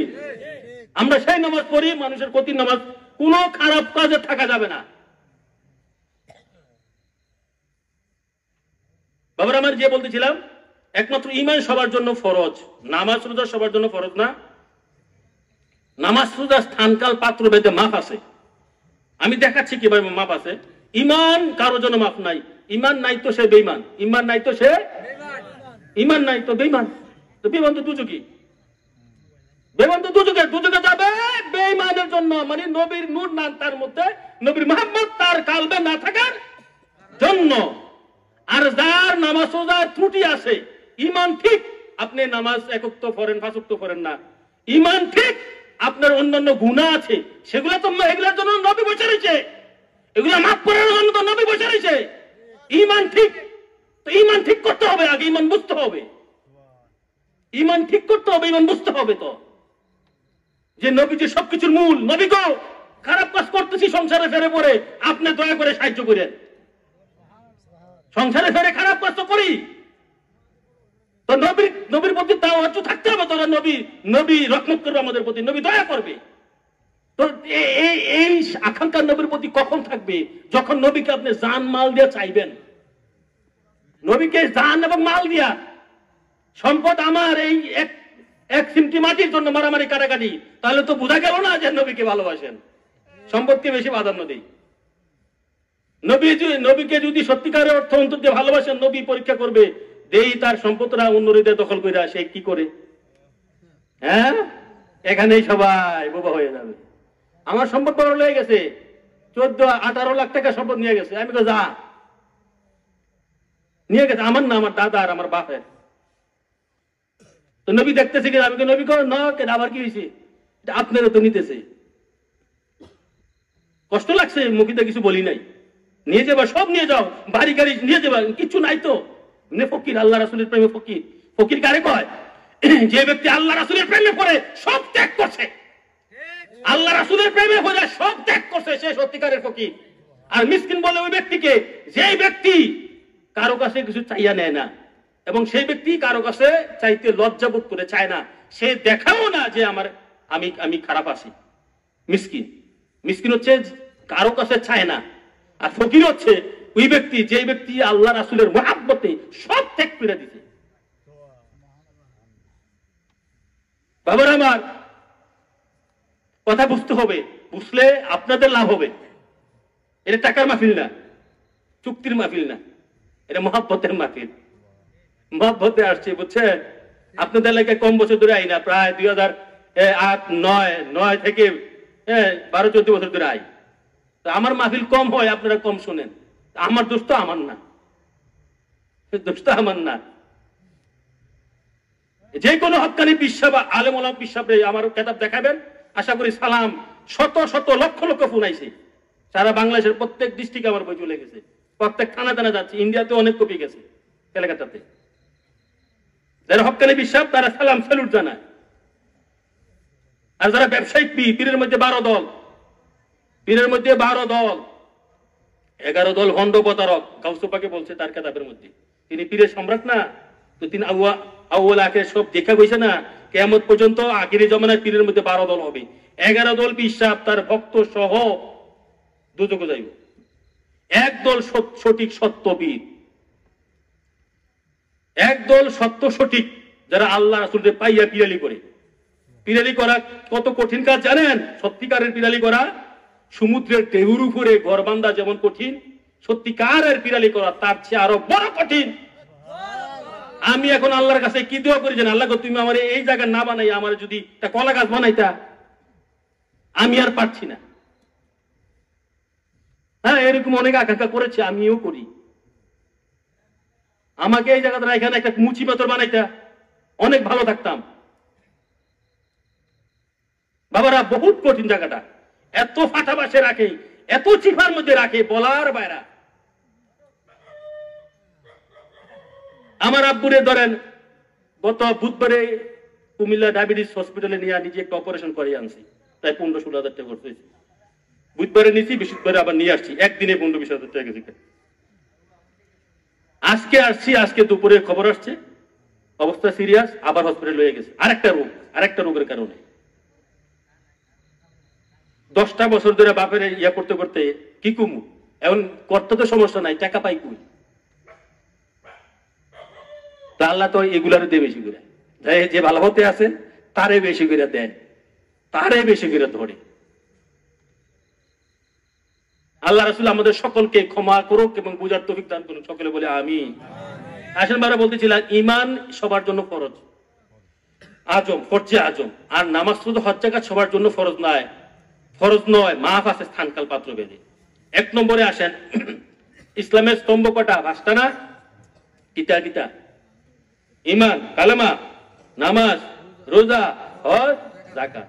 এই 5টা স্তম্ভ দিয়ে আমি আপনাদেরকে দেখাচ্ছি। হজ যাকাত লাস্টের 5 নম্বর 4 নম্বর, হজ যাকাত মাফ আছে নেই নাকি? মাফ নাই? আমি একজন মিসকিন ফকির, আল্লাহ রাসূলের প্রেমে সব ত্যাগ। এখন আমি 5 লাখ টাকা কই থেকে জমাবো হজ করতে যাইতে? আমি তো ইচ্ছা করে ফকির হয়েছি। আমার উপরে হজও মাফ, যাকাতও মাফ। পাইছেন? 5টা থেকে ইসলামের স্তম্ভ মানে মূল ভিত্তি 5টা থেকে আপনি একজন মিসকিন ফকির, আপনার জন্য 4 নম্বর 5 নম্বর মাপ হয়ে গেছে। মাপ হয়েছে নি? আর রইল কটা? 3টার মধ্যে 3 নম্বর হচ্ছে রোজা নাকি? 2 নম্বর হচ্ছে নামাজ। এই নামাজ রোজা সবার লাগা সবার উপরে ফরজ না, স্থানকাল পাত্র ভেদে মাপ আছে। স্থানকাল পাত্র ভেদে মাপটা কার আছে আমি দেখাই। রোজা এবং নামাজ, এই যে ছোট ছোট বাচ্চারা, এই যে 5 বছরের এক বাচ্চা, তার কি নামাজ ফরজ? হ্যাঁ, রোজা ফরজ, মাপ আসেনি? এই বাচ্চা যদি আল্লাহ না করে এই অবস্থায় মারা যায় 5 বছরে, কোন জায়গায় যাইব? হ্যাঁ, কেমনে জানেন আপনি? তাহলে বাবারা আমার, মুসলিম বাচ্চা বিনা হিসেবে বেহেশতি, অন্যান্য হিন্দু বৌদ্ধ খ্রিস্টান ওদের বাচ্চাও এক দলে বলে বেহেশতি, আরেক দলে বলে দুযোগী। 5 বছরের এই বাচ্চাটা ইন্তেকাল করলে বেহেশতে যাবে, কথা সত্য, হাদিস শরীফে আসছে। এখন এই বাচ্চা যে এক ওয়াক্ত নামাজও পড়ে নাই, সে যে এক ওয়াক্ত, কথা মনোযোগ, সে বেহেশতি আপনারা ফতুয়া দিলেন, কোরআনও তার ফতুয়া দেয়, হাদিসও তার ফতুয়া দিচ্ছে, সে নিষ্পাপ নিষ্কলঙ্ক, বেহেশতে যাবে। কোন কারণে, কোন গুণের অধিকারী হইয়া সে বেহেশতি? বাবারা আমার, তার মধ্যে একমাত্র ঈমান, ঈমানে নূর, নবীর নূর তার মধ্যে আছে বিধায় সে বেহেশতি। নবীর নূরটা কিভাবে আসছে জানা দরকার। নবীর নূর কিভাবে আসছে? হেদায়েত 2 প্রকার। হেদায়েত একটা হচ্ছে আলমে আরোহা, আর একটা হচ্ছে পৃথিবীর হেদায়েত। আলমে আরোহা, প্রতিটা মানুষ নবীকে মান্য আসছে, আল্লাহ রসুলকে মান্য পৃথিবীতে আসছে, ওখানে হেদায়েত হয়ে আইছে। ঠিক আছে? এই পৃথিবীতে আসার পর যদি সে আবার প্রাপ্ত বয়স হওয়ার পর, যদি আগুন ফানি মাটি বাতাস জ্ঞান বুদ্ধি আসার পর যদি আবার নবী মুহাম্মদ সাল্লাল্লাহু আলাইহি সাল্লামকে জানমাল দিয়ে গ্রহণ করে, এ হচ্ছে দ্বিতীয় প্রকার হেদায়েত। ঠিক আছে? আর যদি নবীকে জানমাল দিয়ে গ্রহণ না করে তাহলে আরমে আরোহার মধ্যে নবী নূর যেটা পেয়েছিল সেটা তার মধ্যে থেকে চলে যায়। তো এই বাচ্চা শিশু আলমে আরোহার জগতে সেই ইমানদার হইয়া ওখান থেকে আসছে। তো ওই ওখানে যে নবীকে মাইনা নবী নূরটা নিয়ে আসছে, এই নূরটার কারণে সে বেহেশতি। এটারে বলা হয় ইমানি নূর। কথা বুঝে আসছে? তার উপরে নামাজও ফরজ নয়, রোজা ফরজ, কিন্তু তার উপরে ইমানে নূর আছে বিদায় সে বেহেশতি। কথা বুঝে আসছে? আর লাগবো আমি বললাম না, এই বইটা আমি পুরি দলিল দিছি, নিঃস্বার্থ নিরপেক্ষ দৃষ্টিভঙ্গি থেকে পড়তে হবে বাবারা। আমি তো একটা দলিল একটা কথা বললাম আপনাদের, যে ঢাকার নারিন্দার কামিল মাদ্রাসার এক শিক্ষক এরকম কামিল, এটা তো আমি ওনারা আমার দেখা হয় নাই, এরকম বুড়ো বুড়ি শিক্ষক ফোন দিছে বাবার আমার। তাহলে দেখেন এই ইমান থাকার কারণে বেহেশতি, ইমান না থাকার কারণে দুযোগী। এই বাচ্চা বেহেশতি। তার উপরে রোজা নামাজ হজ জাকাত ফরজ হয় নাই, মাফ আছে, নাপ পাইছে, আল্লাহ মাফ দিছে, আপনি কি করবেন? কিন্তু তার মধ্যে ইমানে নূর থাকার কারণে, মুহাম্মদী নূর সাল্লাল্লাহু আলাইহি সাল্লাম থাকার কারণে সে বেহেশতি, জান্নাতি। এই তো হলো একটা বিষয়। 2 নম্বরে আসেন পাগল, মস্তিষ্ক বিকৃত পাগল। পাগলের অনেক প্রকারভেদ আছে। যে ব্যক্তি মস্তিষ্ক বিকৃত পাগল, আগুন ভানি মাঝে মাঝে চিনে না, পাগল মসজিদে যাওয়া নিষেধ, নিচ্ছি না। পাগল মসজিদে যাওয়া, সেটা আগুন পানি মাটি মাটি চিনে না, সে কি করে প্রস্তাব পায়খানা কম করে দেখি না। কিন্তু পাগলের উপরে নামাজ মাফ আছে, ইমান মাফ নাই। পাগলের উপরে নামাজ মাফ আছে, ইমান ইমান না থাকলে তো বেঈমান। ইমান আছে তো সে বেহেশতি, নামাজ তার উপরে ফরজ না। 2 নম্বরে গেল। 3 নম্বরে আমাদের হায়েজ নেফাজি, হায়েজ রত মা বোনরা, কারো 5 দিন, কারোর 7 দিন থাকে, বা কারো 3 দিন হায়েজ, শরীর যখন নাপাক থাকে তখন তার নামাজ মাফ। তখন তার নামাজ মাফ কিনা? নামাজ মাফ, ইমান মাফ নাই। যদি সেই ইমানদার হয়, ইমান মাফ। ওই হায়েজের তো অবস্থায় ইন্তেকাল করলে নামাজে তাকে ছেড়ে দিছে। নামাজে কয়, ওই হায়েজ ওলি মাগো, তুমি এই মুহূর্তে আমাকে আদায় করো না। যদি অতিরিক্ত নামাজকে ভালোবাসা নামাজ আদায় করো, তুমি কাফের হয়ে যাবা। আর তুমি এই মুহূর্তে নামাজ আদায় করো না, তুমি নাপাকি। আর ইমান, সে তার মধ্যে যদি ইমান মুহাম্মদী নূর থেকে থাকে, ইমান বলতেছে না, তুমি যদি নাপাক হও তারপর আমি ইমান তোমাকে ছেড়ে যাব না। ওই মুহূর্তে ইন্তেকাল করলে সে ইমানদার হলে বেহেশতি, যদিও নামাজ তাকে ছেড়ে দিছে। 3 নম্বরে। 4 নম্বরে নাফাজি। নাফাজ সন্তান হওয়ার 40 দিন পর্যন্ত মা বোনদের নাপাক থাকে, ওই মুহূর্তে নামাজ পড়া নিষেধ। নিষেধ কিনা? নিষেধ। ওই মুহূর্তে নামাজ পড়া নিষেধ, কিন্তু ইমান নিষেধ নাই। ইমান নিষেধ নাই, ইমান তো আল্লাহ নিষেধ দিতে পারে না। ইমান যদি নিষেধ দিবে তাহলে আল্লাহ হুকুম দিল বেঈমান হয়ে যাও। আল্লাহ তো এই হুকুম দিতে পারে না। আল্লাহ তো ইমান আনার আদেশ দিছে, বেঈমান হওয়ার হুকুম দেয় নাই। তাহলে এই 40 দিন যখন তার উপরে নামাজ মাফ হয়ে গেল, নাফাজি রত মা বোনদের নামাজ মাফ হয়ে গেল, কিন্তু ইমান মাফ নাই। আল্লাহুম্মা সাল্লি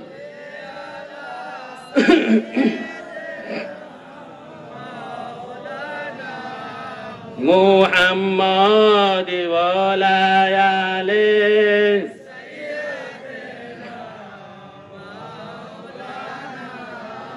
মুহাম্মাদ। আল্লাহুম্মা সাল্লি আলা সাইয়্যিদিনা মাওলানা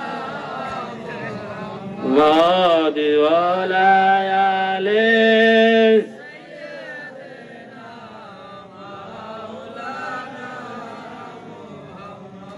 আবার আমার ঈমান যে বেহেশতের চাবি 63 আয়াতে কোরআনে পাঠে এইভাবে আয়াতগুলো আসছে, ইন্নাল্লাযীনা আমানু ওয়া আমিলুস সালিহাতি ফাল্লাযীনা আমানু ওয়া আমিলুস সালিহাতি ওয়াল্লাযীনা আমানু ওয়া আমিলুস সালিহাতি। এরকম ভাবে 63 জায়গায় কোরআনে আমি আয়াতগুলো দিয়ে দিয়েছি কিতাবে, মানে আয়াতগুলোর নাম্বারগুলো দিয়ে দিয়েছি। ইন্নাল্লাযীনা আমানু, তারপরে ওয়া আসছে, মানে যারা ঈমান এনেছে অথবা যারা সত্য বলে রাসূলুল্লাহকে মেনে নিয়েছে, এটার অর্থ, বাংলা অর্থ, অথবা যারা জানে মালে নবীকে গ্রহণ করেছে, অথবা যারা নবীকে জানে মালে গ্রহণ করে নিরাপদ পেয়েছে, এরপরে হচ্ছে ওয়া 63 আয়াতে ওয়াদা কি বুঝায়? ওয়া আমিলু, এরপরে হচ্ছে ওয়া আমিলু সালিহাত মানে সমস্ত প্রকারের কল্যাণকর কাজ, ভালো কাজ। ওয়াদা ইমা আমানু এবং আমানু ওয়া আলাদা করছে, আমানু এবং আমিলু সালিহাতকে আলাদা করেছে, দুই জাত। ওয়াদা হচ্ছে আকফার মাতুফ ইলাহি বিগাইরে বিজাত, মুগাইরে বিজাত মানে মাতুফ ইলাহি মুগাইরে বিজাত মানে ইমান আমল এক জিনিস না, এক জাত না, এক দেশের বাসিন্দা না, দুই জাত, দুই জিনিস, দুই দেশের বাসিন্দা। এই ওয়ায় প্রমাণ করছে, একটা দুইটা আয়াত না, 63 আয়াত। এইটা প্রমাণ করছে ইমান এবং আমল। আমল বলতে শ্রেষ্ঠ আমল তো নামাজ। ইমান এবং নামাজ, ইমান এবং রোজা এক জাত না, এক জিনিস না, এক দেশের বাসিন্দা না, দুই জাত, দুই জিনিস, ওয়ায় প্রমাণ করছে। এখন দেখেন আমানু, ইন্নাল্লাযিনা আমানুর কাতারে যারা আসছে তারা আল্লাহর ওলি হইয়া গেছে। ওয়ালিউল্লাযিনা আমানু, যারা আমানু কাতারে আসছে তারা কি হইছে? আল্লাহর ওলি হইয়া গেছে। আল্লাহর ওলি কি দুজকি না বেহেশতি? মানে যারা আমানুর কাতারে আসছে তারা বেহেশতি হয়ে গেছে, বেহেশতে প্রবেশ করে লেছে, মানে ইমান বেহেশতের চাবি, বেহেশতে প্রবেশ করে লেছে মানে নবীর মধ্যে প্রবেশ করে লেছে, নবীর নূরের সাগরে প্রবেশ করছে, নবীর জান্নাতে প্রবেশ করছে। আমানু মানি ওয়ার পরে যে আমিলু সালিহাত আসছে, আমিলু সালিহাত মানে সমস্ত প্রকারের নেক কাজ। নেক কাজটা কি? লক্ষ্য করুন, কথা বুঝুন, গভীর মনোযোগ থাকতে হবে। ইন্নাল্লাযিনা আমানু কাতারে আপনি আসলেন, আপনি বেহেশতের মধ্যে প্রবেশ করলেন।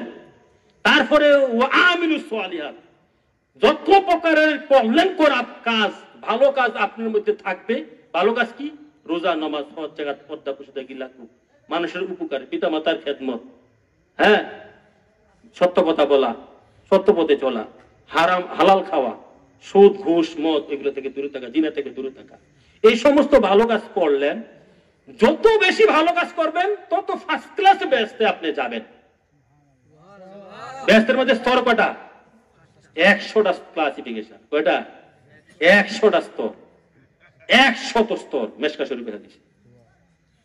আমলের কাজ হচ্ছে বাবারা, আমল মানে রোজা নামাজের কাজ হচ্ছে আপনি ঈমান আনার পর, মানে বেহেশতে প্রবেশ করার পর যত ভালো কাজ বেশি থাকবে ফার্স্ট ক্লাস বেহেশত যাবেন। এইটা তো আমলের কাজ। আমলের কাজ কি বুঝছেন? আমলের কাজ হচ্ছে, আবার বলছি, আমলের কাজ হচ্ছে আপনি ঈমান আনার পর, ঈমান দিয়ে বেহেশতে প্রবেশ করলেন, এই জন্য ঈমান বেহেশতের চাবি।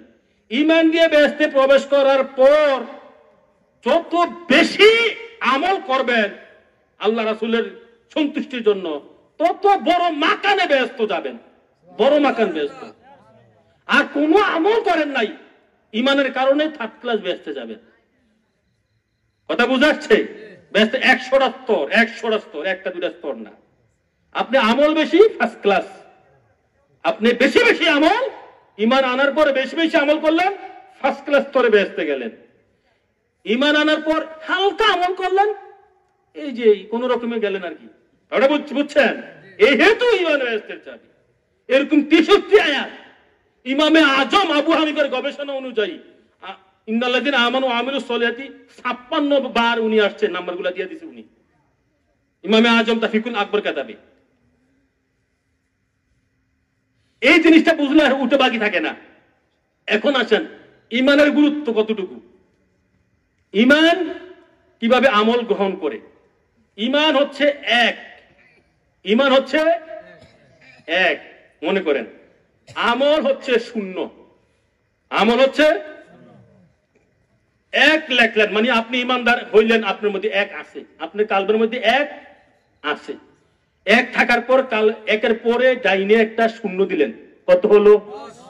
আরেকটা শূন্য দিলেন, আরেকটা শূন্য দিলেন, আরেকটা শূন্য দিলেন, বাড়তেছে না? এক আনার পর, এক লেখার পর যদি যত শূন্য ডানে দিবেন, শূন্য তত বাড়বে না গুণ? একটা মুছালেন, একটা মুছালেন, একটা মুছালাইলে যদি শূন্য দিতে দিতে মক্কা শরীফ পর্যন্ত দান, এই শূন্য দাম আছে? এই শূন্যগুলো হচ্ছে আমল, শূন্যগুলো হচ্ছে আমলের মতো। আর এক হচ্ছে ঈমান সদৃশ্য। এক আনার পর শূন্য দিলে শূন্য যেভাবে দাম আছে, এক লেখার পর শূন্য আসলে শূন্য যেভাবে দাম আছে, তদ্রূপ ঈমান আনার পর, নবীকে জান মাল দিয়ে ভালোবাসার পর আমল করলে তদ্রূপ দাম আছে। এক নাই শূন্য দিদিতে মক্কা শরীফ পর্যন্ত গেলেন, তদ্রূপ ঈমান নাই, আমল করতে করতে সারা দুনিয়া ভরে গেলেন শয়তানের মতন। কোন লাভ হইব? কোন লাভ হইব? এতটুকু বুঝেন বাবারা, এতটুকু বুঝলেই তো হলো। আল্লাহ রাসূল যদি বুঝায়, এতটুকু বুঝলেই তো হলো। এখন আসেন আমার নবীর সাথে আল্লাহর সম্পর্কটা আমি আপনাদেরকে দেখাই দিই। আমার নবী পাক সাল্লাল্লাহু আলাইহি সাল্লামের সাথে আল্লাহর সম্পর্কটা, এই মোবাইল কটা এখানে? একটা মোবাইল। মোবাইলের এই পিঠটা হচ্ছে নবী মুহাম্মদ সাল্লাল্লাহু আলাইহি সাল্লাম, অথবা এই পিঠটা হচ্ছে নবী মুহাম্মদ সাল্লাল্লাহু আলাইহি সাল্লাম, এই পিঠটা হচ্ছে আল্লাহ তাআলা। মোবাইল এখানে একটা, কটা? এই পিঠটা হচ্ছে আপনারা দেখতেছেন মুহাম্মদ রাসূলুল্লাহ, আর এই পিঠটা হচ্ছে আল্লাহ সুবহানাহু ওয়া তাআলা। একই মুদ্রার দুইটা পিঠ। কটা পিঠ? মুদ্রা দিয়ে বুঝাই, একই মুদ্রার দুইটা পিঠ। এক পিঠ হচ্ছে মুহাম্মদ রাসূলুল্লাহ, আরেক পিঠ, পিছনের পিঠ হচ্ছে আল্লাহ সুবহানাহু ওয়া তাআলা। আল্লাহ নবীর মধ্যে সম্পর্ক যদি বুঝেন তো মহা জিনিস, না বুঝলে তো কিছু না। একই মুদ্রার দুই পিঠ থাকে। প্রথম পিঠ হচ্ছে মুহাম্মদ রাসূলুল্লাহ সাল্লাল্লাহু আলাইহি সাল্লাম, প্রথম পিঠটা আপনারা দেখেন। দ্বিতীয় পিঠটা যদি মুদ্রাটা এভাবে ধরে দেখা যায়, পিছনের পিঠটা দেখা যাবে? আল্লাহকে দেখা যায় না। নবীর মধ্যে আল্লাহর বসবাস, নবীর মধ্যে আল্লাহর বসবাস। নবীকে মানলে আল্লাহ মানা হয়, নবী পাইলে আল্লাহ পাওয়া হয়, নবী দেখলে আল্লাহ দেখা হয়, নবীর পিছনে নামাজ পড়লে আল্লাহর পিছনে পড়া হয়।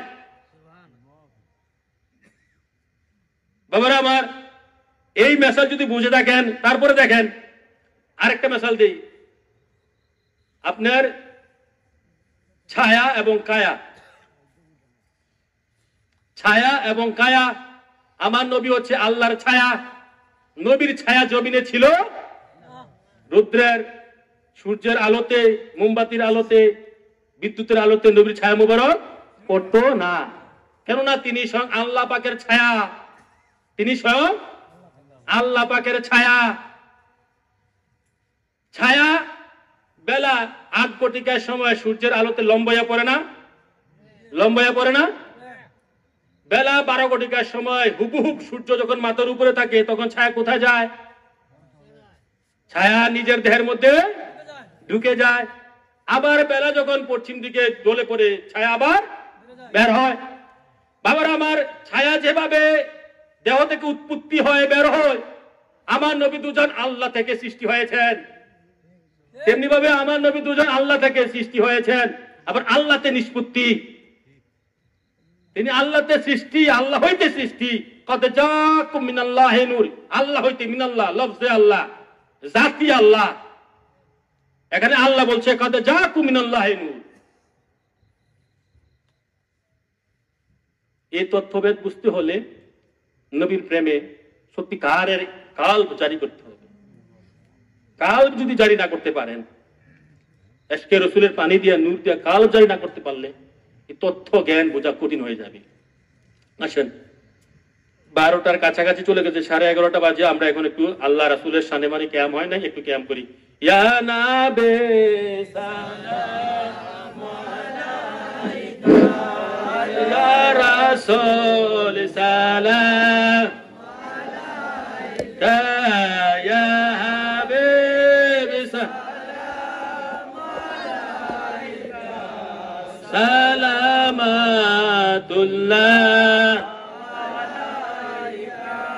আনতা শামসুন আনতা বদরুন আনতা নূরুন ফাওকা নূর আনতা আকসিরু ওয়া গালি আনতা মিজবাহু সুদুরি ইয়া নবী সালাম আলাইকা, ইয়া রাসূল সালাম আলাইকা, ইয়া হাবিব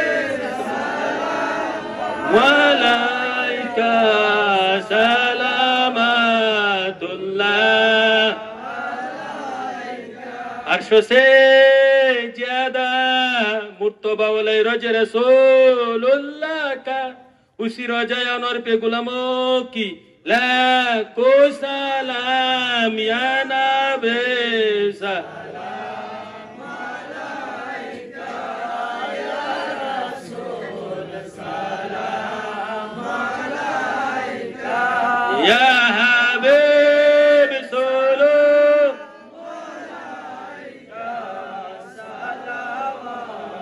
सलावतुल्लाह अलैका अर्शो का काबा मदीना पुरुषों का काबा काबे को कबो मदीना जन्नत मावाम या नबी सलाम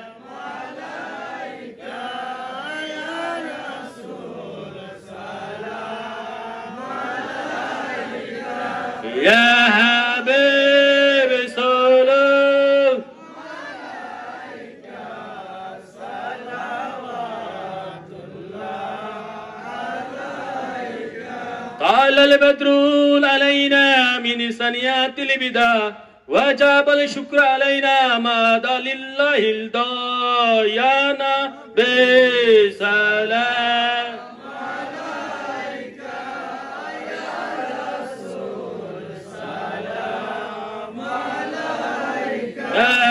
يا حبيبي سلام عليك صلوات الله عليك मुस्तफा जाने रहमत पे बज में हैदर बिल मुस्तफा जाने रहमत पे लाखों सलाम शमे बज में हिदायत पे लाखों सलाम गौसुल आज़म इमाम मुस्तफा वन्नो का जलवाए शान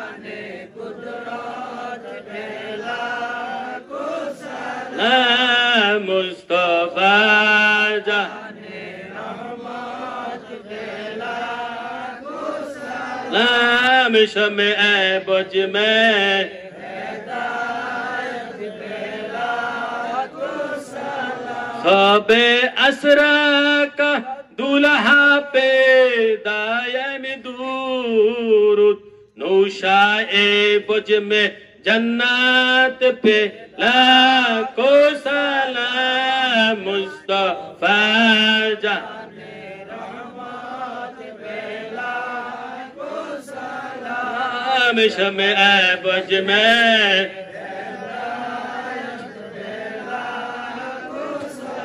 जिनके ताजिम के लिए सजदा को मेहराबे काबा झुकी ओन बहु की लतफत पे लाखों सलाम मुस्तफा जाने सलाम शमे बज में को सलाम मुस्तफा जाने रहमत पे लाखों सलाम शमे बज में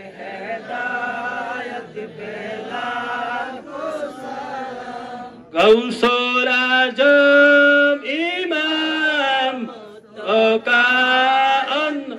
का जलवाए शान को सलाम मुस्तफा जाने रहमत पे लाखों सलाम शमे बज में अजमेरी संजरी खाजा از اس معینات دین و ملت पे کو سلام مصطفی जाने रहमत बेला को सलाम शमे बज में हिदायत पे अब करेला को सलाम अब करेला सलाम अब करेला को सलाम अब करेला दुरूद तुम पर रसूल अकबर दुरूद तुम पर अकबर सलातु रब्बी अला मुहम्मद सलातु रब्बी अला मुहम्मद मदीना की चाँद हजारों सलाम मदीना की चाँद लाखों सलाम मदीना की चाँद करोड़ों सलाम मदीना की चाँद बेहूद सलाम बलगरुला बिकुमालिही बिजुमालिही हसनत जमियो के सवालिही सल्लु अलैहि बलगरुला बिकुमालिही कशफत तुजा बिजुमालिही हसनत जमियो के सवालिही सल्लु अलैहि वालिही আবার আমার কথা বলেন না একটু আদবে থাকেন জিকির করেন জিকিরে কাল পরিষ্কার হয় গুনাহ দূর হয় সকলেই চোখ বন্ধ করে যার যার মুর্শিদের ধ্যানে মদিনা শরীফের ধ্যানে সকলেই হাসবি রাব্বি জাল্লাল্লাহ মা ফি কলবি লা নূর Muhammad illallah hasbi rabbi jalla ma fi qalbi la nur muhammad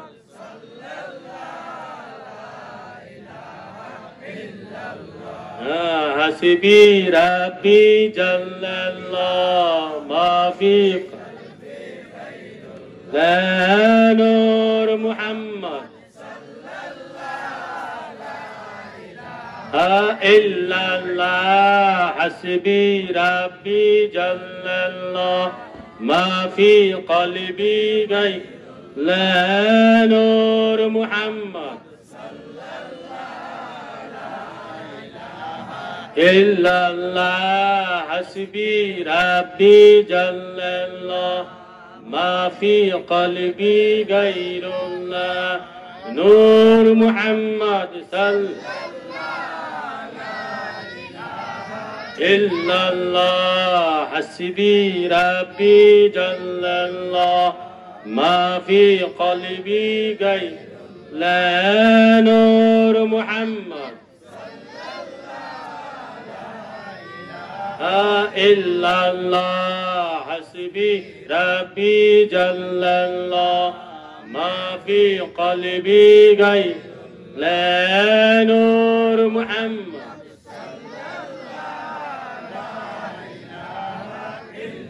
لا حسبي ربي جل الله ما في قلبي غير لا نور محمد لا الله حسبي ربي جل الله ما في قلبي غير لا نور محمد illallah hasbi rabbi jallallah ma fi qalbi ghayrullah nur muhammad illallah hasbi rabbi jallallah ma fi qalbi ghayrullah nur muhammad sallallahu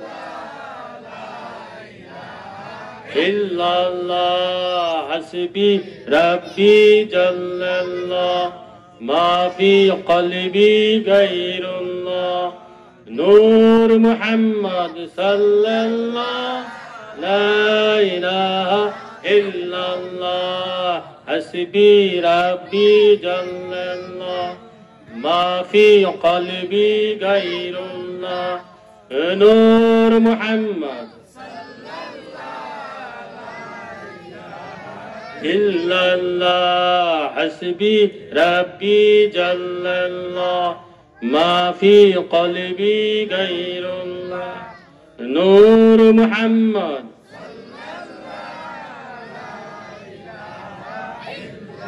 la hasbi rabbi jallallah ma fi qalbi ghayrullah nur muhammad sallallahu بحق لا إله إلا الله محمد رسول الله يا رسول الله يا حبيب الله يا رسول الله يا حبيب الله يا رسول الله يا حبيب الله يا رسول الله يا حبيب الله يا رسول الله يا حبيب الله يا رسول الله يا حبيب الله يا رسول الله يا حبيب الله يا رسول الله يا حبيب الله يا رسول الله يا حبيب الله يا رسول الله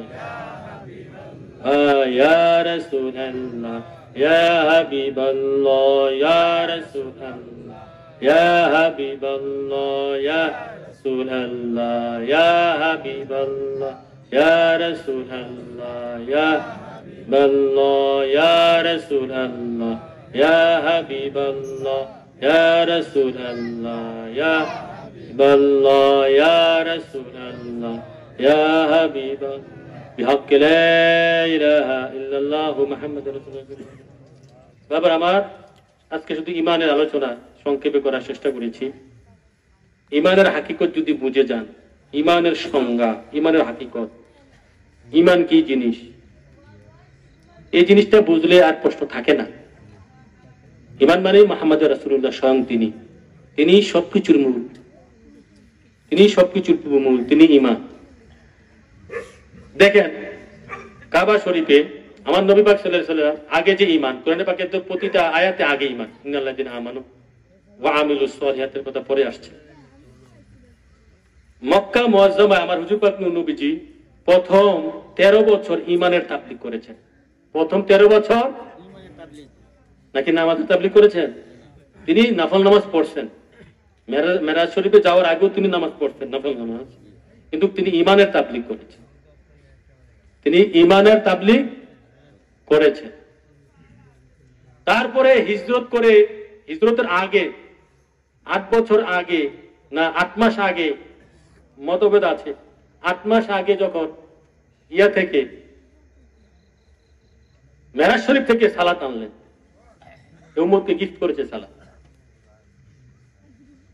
সালাত আনলেন সালাত আনার পর তারপরে 8 মাস মক্কা শরীফে এটা হচ্ছে মাক্কি সালাত এরপরে হিজরত করে মদিনা শরীফে গিয়ে সালাত ধরলেন মানে প্রথম 13 বছর ঈমানের তাবলীগ করেছেন এখন আখিরি জমানা 1400 বছর পরে এসে আমি মনে করি এই দাজ্জাল কাজ্জাবের জমানার মধ্যে আগে 339 বছর ঈমানের তালিম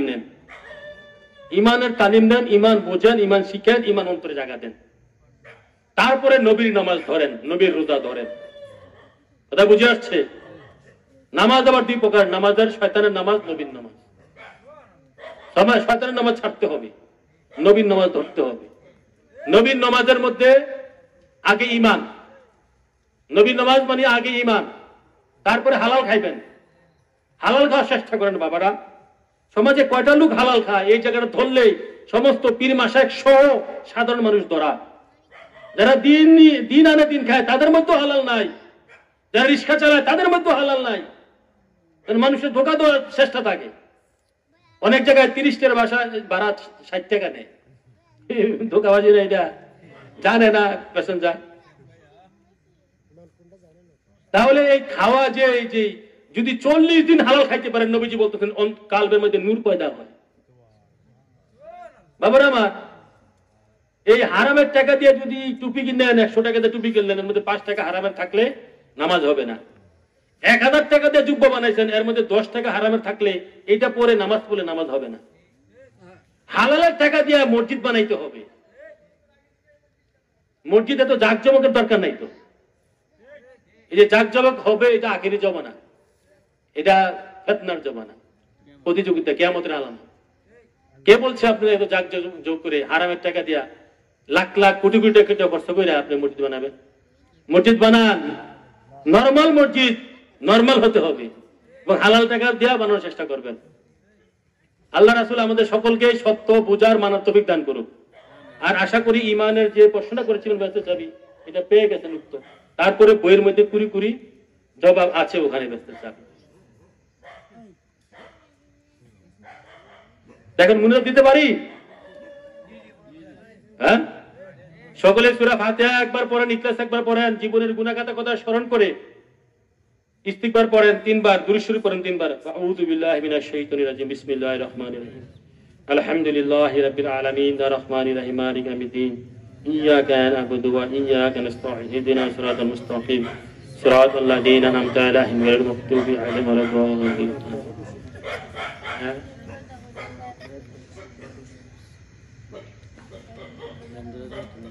اهدنا صراط المستقيم صراط الذين أنعمت عليهم غير المغضوب عليهم ولا الضالين آمين. بسم الله الرحمن الرحيم. قل هو الله أحد الله الصمد لم يلد ولم يولد ولم يكن له كفوا أحد. بسم الله الرحمن الرحيم. درود إبراهيم. اللهم صل وسلم على سيدنا محمد وعلى آل سيدنا محمد كما صلى وسلم على سيدنا إبراهيم وعلى آل سيدنا إبراهيم إنك حميد مجيد. اللهم بارك على سيدنا محمد وعلى آل سيدنا محمد كما باركت على سيدنا إبراهيم وعلى آل سيدنا إبراهيم إنك حميد مجيد. صلى الله على النبي الأمي صلى الله عليه وسلم. صلاة والسلام عليك يا رسول الله. صلى الله على النبي الأمي صلى الله عليه وسلم. صلاة والسلام عليك يا حبيب الله. صلى الله على النبي الأمي صلى الله عليه وسلم. صلاة والسلام عليك يا نبي الله. استغفر. أستغفر الله ربي من كل ذنب وأتوب إليه. لا حول ولا قوة إلا بالله العظيم.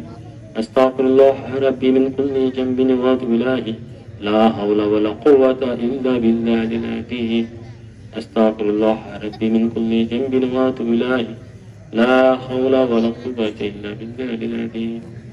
أستغفر الله ربي من كل ذنب وأتوب إليه. لا حول ولا قوة إلا بالله العظيم. نادي عليهم أجر الأجاب تجدون الله في الله بكل هم يغم شنجل بنوتك يا رسول الله وبليتك يا آلي يا آلي يا آلي. نادي عليهم أجر الأجاب تجدون الله في الله بكل هم يغم شنجل بنوتك يا رسول الله وبليتك يا آلي يا آلي يا آلي. نادي عليهم أجر الأجاب تجدون الله في الله بكل هم يغم شنجل بنوتك يا رسول الله وبليتك يا آلي يا آلي يا آلي. এবার আমাদের তাবারক হইতে নাকি তাবারক হয়ে গেছে, প্যাকেট হইতে যাও তো খবরটা নিয়ে আসো। যাও তুমি যাও, হইলে নিয়ে আসবো, খবরটা নিয়ে আসবো, যাও এমনি। এবার আরেকটা মুক্তাসর আলোচনা একটু। ওযু দেখেন, অর্ধেক হয়ে গেছে, আর 5 মিনিট লাগবে। হ্যাঁ, ওযুর বিষয়টা দেখেন। ওযু 2 প্রকার। বাচ্চারা কথা বলে কেন? হয়ে গেছে? তাহলে ঠিক আছে, আমরা মনে দিতে পারি। আল্লাহুম্মা আমিন। আসসালাতু ওয়াসসালামু আলাইকা ইয়া রাসূলুল্লাহ ওয়া আলা আলিকা সাহাবিকা ইয়া হাবিবাল্লাহ। আসসালাতু ওয়াসসালামু আলাইকা ইয়া নাবিয়াল্লাহ ওয়া আলা আলিকা সাহাবিকা ইয়া নূরাল্লাহ। الصلاة والسلام عليك يا أهل بيت. الصلاة والسلام عليك يا خلفاء الراشدين. الصلاة والسلام عليك يا بدر أحد كربلاء الشهداء. الصلاة والسلام عليك يا غوث الأعظم غوث الله ورب عبد القادر جيلاني شان الله. আল্লাহ রাসূল ভিক্ষুক বেশে হাত তুললাম আপনার ধারে, ভিক্ষা দেন ভিক্ষুক রে, ভিক্ষা না দিয়ে খালি হাতে ফিরাইয়া দিয়েন না। হে আল্লাহ রাসূল ঈমানের ভিক্ষা চাই, ঈমানের ভিক্ষা। এমন ঈমানদার আশিক গোলাম বান্দা বানাইয়া দেন যে ঈমানদারকে দুজকের আগুন ভয় করবে। হে আল্লাহ রাসূল এমন ঈমানদার আশিক গোলাম বান্দা বানাইয়া দেন যে ঈমানদারের জন্য বেহেশতের হুরগুলো পাগল থাকবে। হে আল্লাহ রাসূল বেহেশতের লোভে দুজকের ভয়ে আপনার গোলামি করি না, শুধু আপনার নবীর প্রেমে পড়ে আপনার সন্তুষ্টি আপনার মহব্বতের আশায় আপনার গোলামি করছি। আপনি তা কবুল আর মঞ্জুর করো। হে আল্লাহ রাসূল আজকের এই মাহফিলকে আপনি কবুল আর মঞ্জুর করো। আজকের এই মাহফিলে যারা আঞ্জাম দিয়েছে তাদেরকে কবুল আর মঞ্জুর করো। আজকের এই মাহফিলে যারা হাত উঠে আমিন আমিন করতেছে তাদের সকলকে আপনার খাস আশিক বানাই দেন, আপনার খাস গোলাম বানাই দেন। হে আল্লাহ রাসূল আজকের এই মাহফিল থেকে অনেকে দোয়া চেয়েছে, অনেকের ছেলে বিদেশে আছে, অনেকের পিতা মাতা মৃত্যু সজ্জায় আছে। আয় আল্লাহ রাসূল বিশেষ করে আমার পিতা মাতা মৃত্যু সজ্জা, তাদের পক্ষ থেকে মাফ করে দেয়।